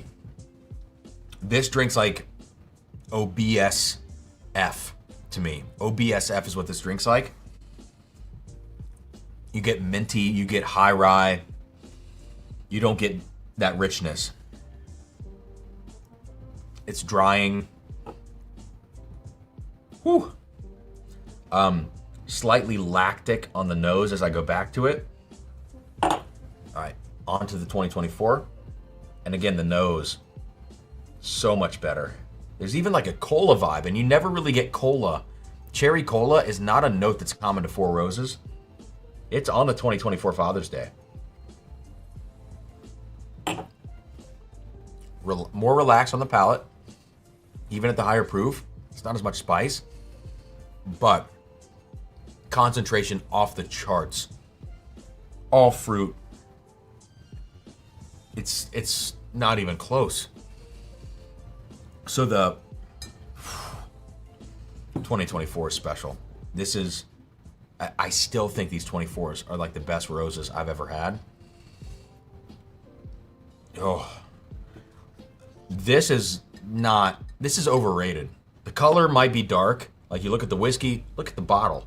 That looks dark as shit, right? This one does too, but this one is, again, half a shade darker. They are single barrels. This could be an outlier because it is the highest proof. Maybe it's a little more astringent, a little spicier. I don't know. I need to try other ones, I guess. But between these two data points, it is so clearly in favor of the older 2024 Father's Day. I would say, I think they're a similar price on secondary. I would just buy this. Yeah. Same recipes. Joe.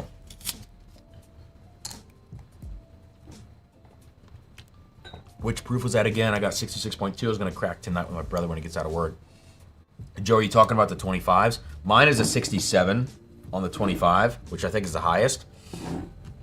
The other one is a 67.8 on the 24. The 24 is 63-6S for the barrel. So it's the S barrel. Colonel E.H. Tater, says Black Friday was up to $600 on secondary. It's not a $600 bottle. Not at all. But again, they're single barrels, so you never know. Joe, it's me, your brother. Send me half. I have a recent BF pick. Oh, OBSF, I guess. Ton of honey and caramel with not nearly the red ripe fruit. No, never had that in a Four Roses pick. With not nearly the red.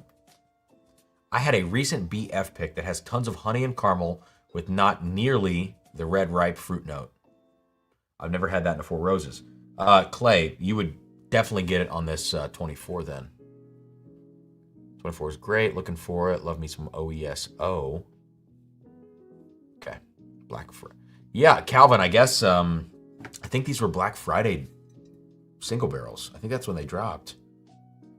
If I remember. I don't know. Okay. Oh, Black Friday. Sorry. BF. I thought OBSF. Okay. Okay. F yeast. Okay. I didn't know they dropped F yeast. I thought it was all OESV. I thought it was best friend, says Chris. Oh man. All right. Let's go into Unicorn Tier Land. Let's do it. We'll put this. Where are we gonna put this? Okay.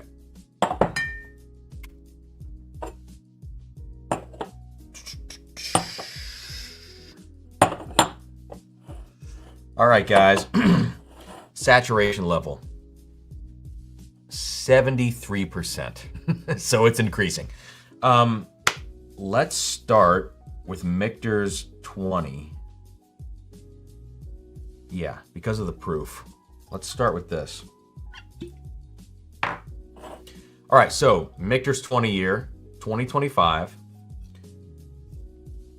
The proof is consistent, 114.2.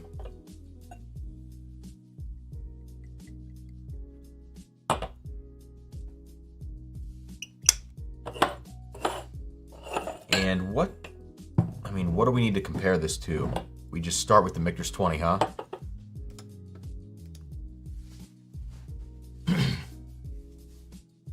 Calvin, I did have tacos before this, and I have more in the fridge. Double Unicorn Land. Okay. Here we go. Anybody get any good? Adam, what are you saying, bro?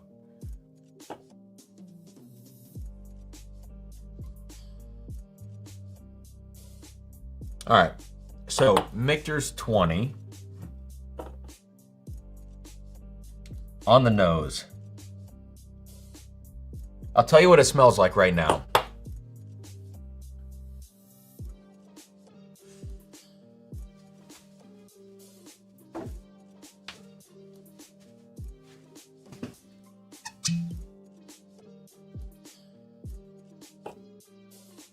Yeah.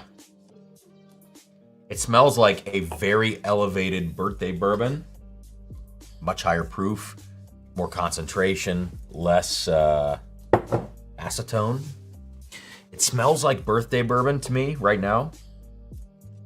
Mixed with like...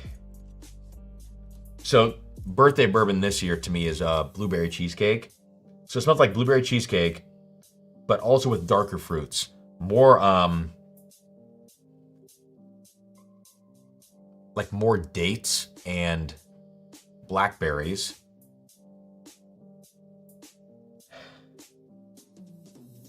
More chocolate, but still with blueberry cheesecake on top of it. Still some sourness on the nose. Guys, if you were in the Patreon last night, my nose last night was not on. Palate too, probably. I feel like I'm much more on it now, even though I'm saturation level up here, for sure. But as far as like perception of these notes, I think I'm in a good place.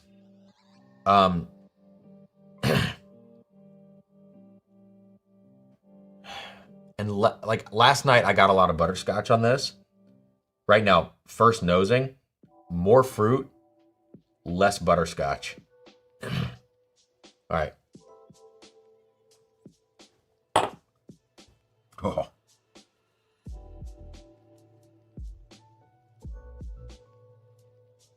What in the hell? All right, so. Oh, goodness. Last night, I thought that this Michter's 20 was like grassy. I got this grassy note on it. It was bitter and grassy, and I was not digging it. I think it was just my palate. I really do. Because right now, it is still kind of bitter on the finish. I don't think it's grassy. All right.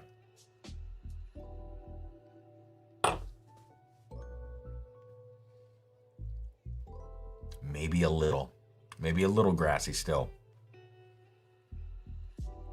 As I've acclimated to it, second sip. It's so good. It's so, like, it is 114 proof whiskey with the concentration of something that's hazmat. So then, like, pack all of the hazmat flavor down with no ethanol burn. And it's just pure flavor. That's what this is. It is, God, it is kind of grassy. I think I gotta have this blind. Man. I don't know. I think it's a little grassy. I love it, but it's the one note. Froth that shit. I brought my frother over today. I brought it over today. Look at this. Let's go. I am bummed. I'm bummed about this Michter's 20. Not all the way. I'm like 20% bummed. Because I think $1,200 SRP, this is like freaking 500 bottles, 479 bottles. It's a batch. And I think I saw on secondary today a different batch with more bottles this year. Let's see. We gotta go here. Excuse me. Michter's 20. Yeah. So a different batch this year had 510 bottles. This one had 479. So I wonder if the batches are, comparable. But this batch, yeah, I don't know. Adam, I don't know.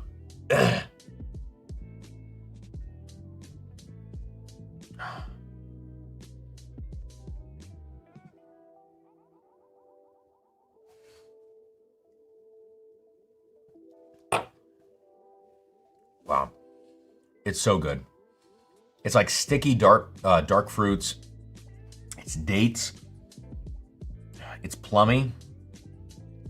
It has that blueberry cheesecake note on the top. It does have some butterscotch underneath and like dusty vanilla, if that makes sense. I think it's grassy. I do.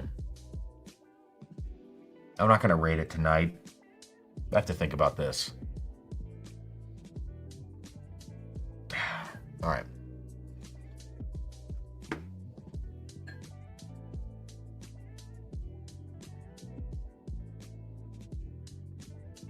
Yeah, Clay, I saw this. I wonder if it's Barton that he bought and let age to 19 instead of 18. Cam, what's a regular shelfer that's grassy you can recommend as a reference?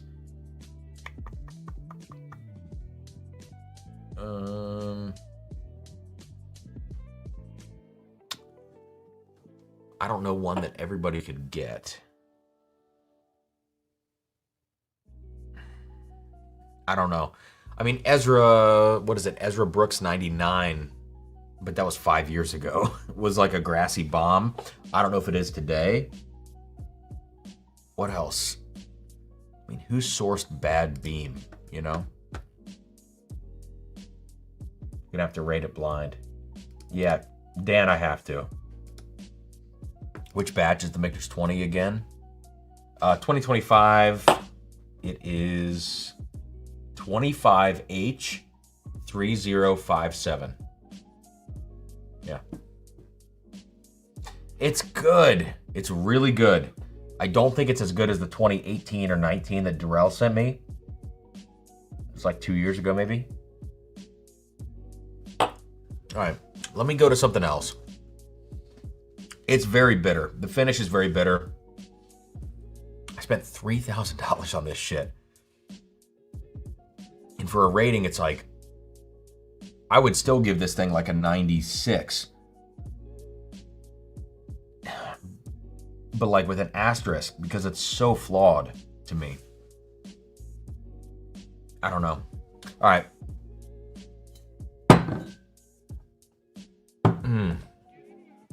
Hey, Joe, you want to come over? You want to try this Michter's 20? All right, King of Kentucky. I don't even know what year this is from. It's 15 years old. I don't know.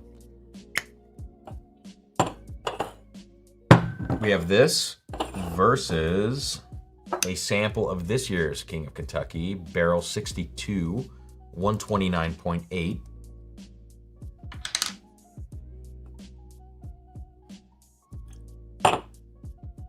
Man, the Michter's 20.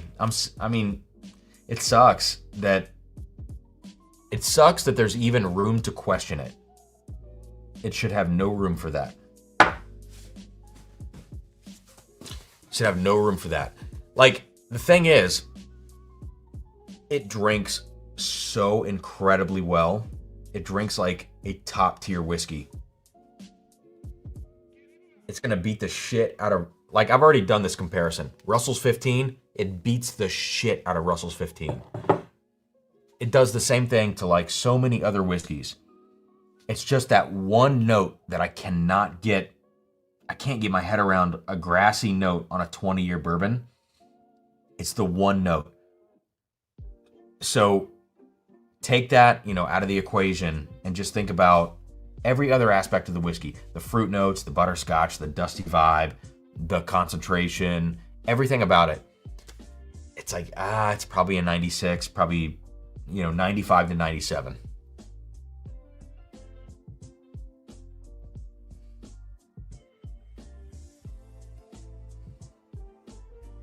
Does it beat WHH 19? I don't know. Proof is like 25 proof points of difference. 24? That's tough. I don't know.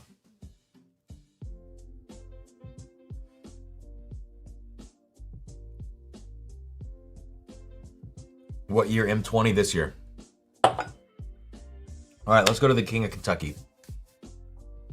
We can do all the comparisons on a different live stream. No matter, do you think no matter what was in the bottle? No. I don't think so.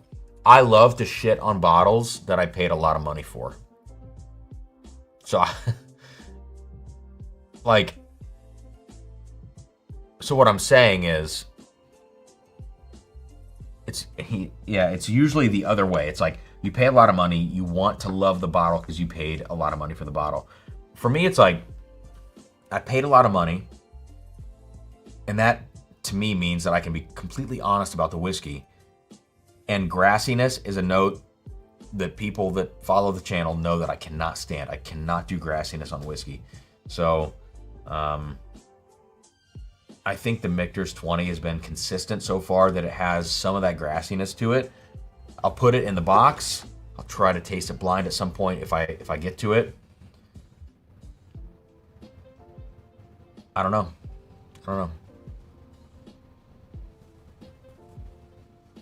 Okay.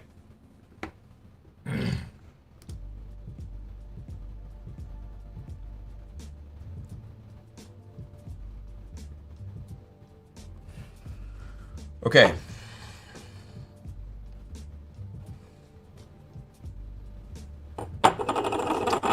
So, on your left,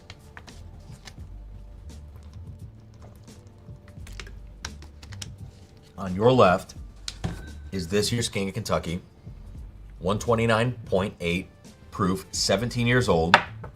This is 15 years old, and it is 127.9 proof. 127.9 and slightly younger versus 129.8 and slightly older. All right.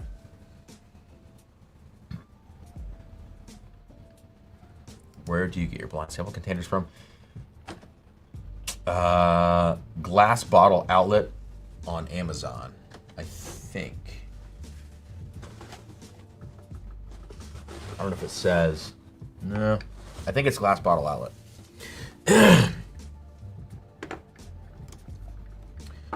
But this is not from me. Like, this is from someone else. All right, so let's go to this year's King of Kentucky.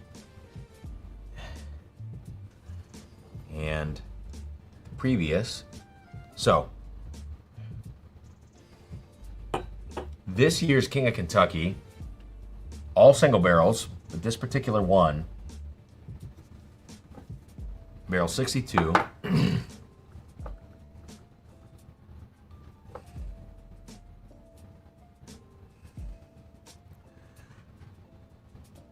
Okay. So for me, it's very mocha forward, some acetone. That's typical. There's also, like, God, King of Kentucky, lemon peel. Lemon peel and King of Kentucky is not normal for me. God, I can't talk. Normal for me. So lemon peel, acetone, that kind of combines together. But then you have this, like, mocha base. Obviously lots of oak. All right, it's stinging, it's sour. And now this previous one, younger, slightly lower proof. It's not as abrasive, actually. A little darker fruit. Yeah, not the same, like, not the same citrus lemon component.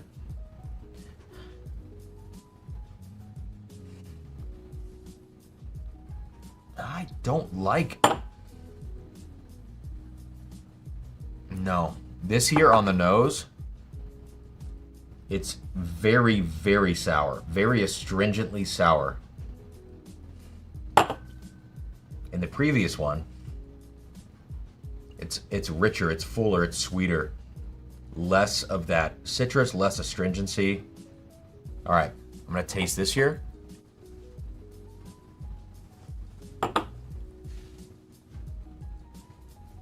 Wow, it's obviously intense, obviously tastes old. We love to see that from Brown-Forman. It's very, very dry and sour. I think it's too much.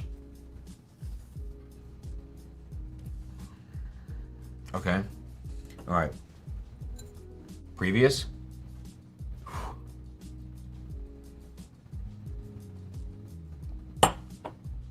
100 times out of 100, I'm picking that.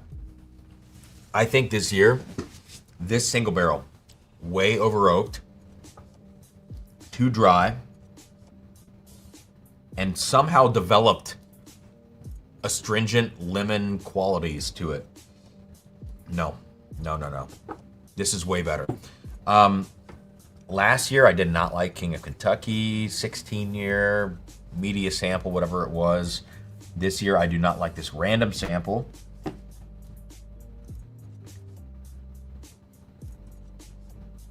Yeah. I don't know. Can I rate this today?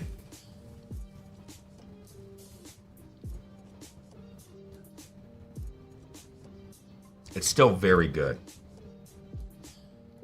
94. It's still very good. I'm being picky right now because of what it is. 2025, 94, but this previous one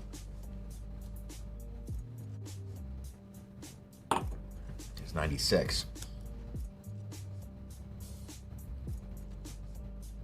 Yeah.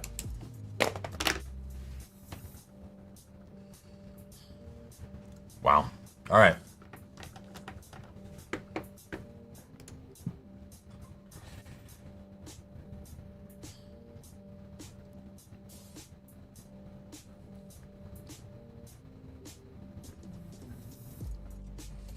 All right, I'm scrolling back here. Let's see.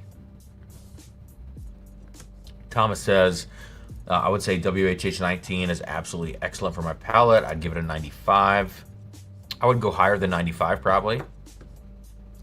I'd go probably 97 for that one. Yeah, 96, 97. Jesse.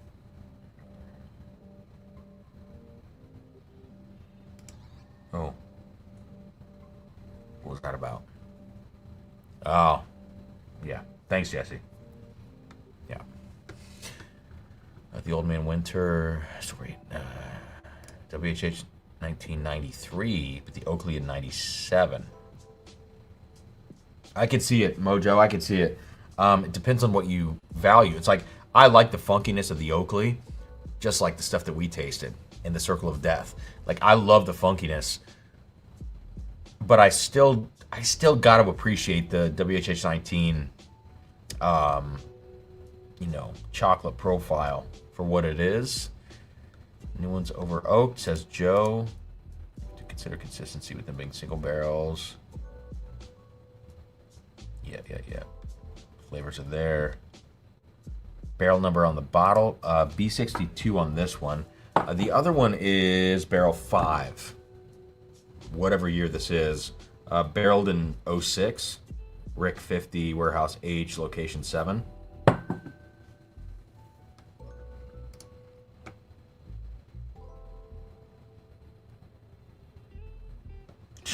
Jesus, Sam. How would you rate the Oakley 20s?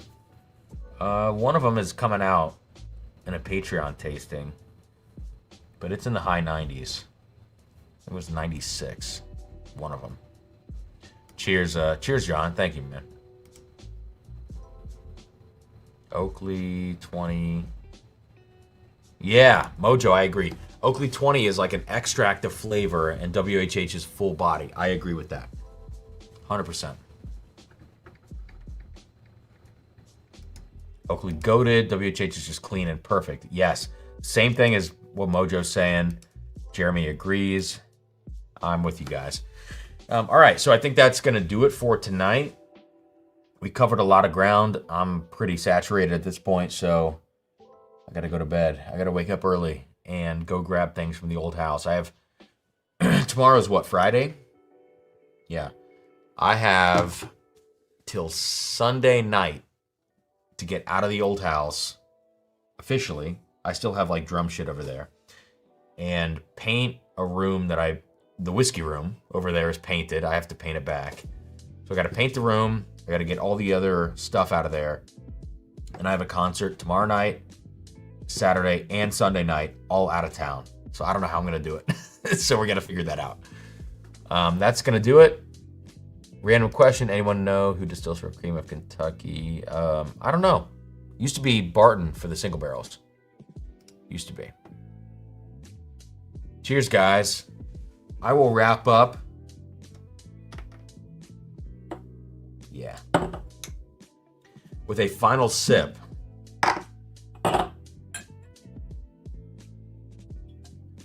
Of Blade and Bow 30. So, Brett, thank you for ruining my life. And thank you guys for hanging out tonight. Cheers, and I'll see you not next... Well, probably not next week.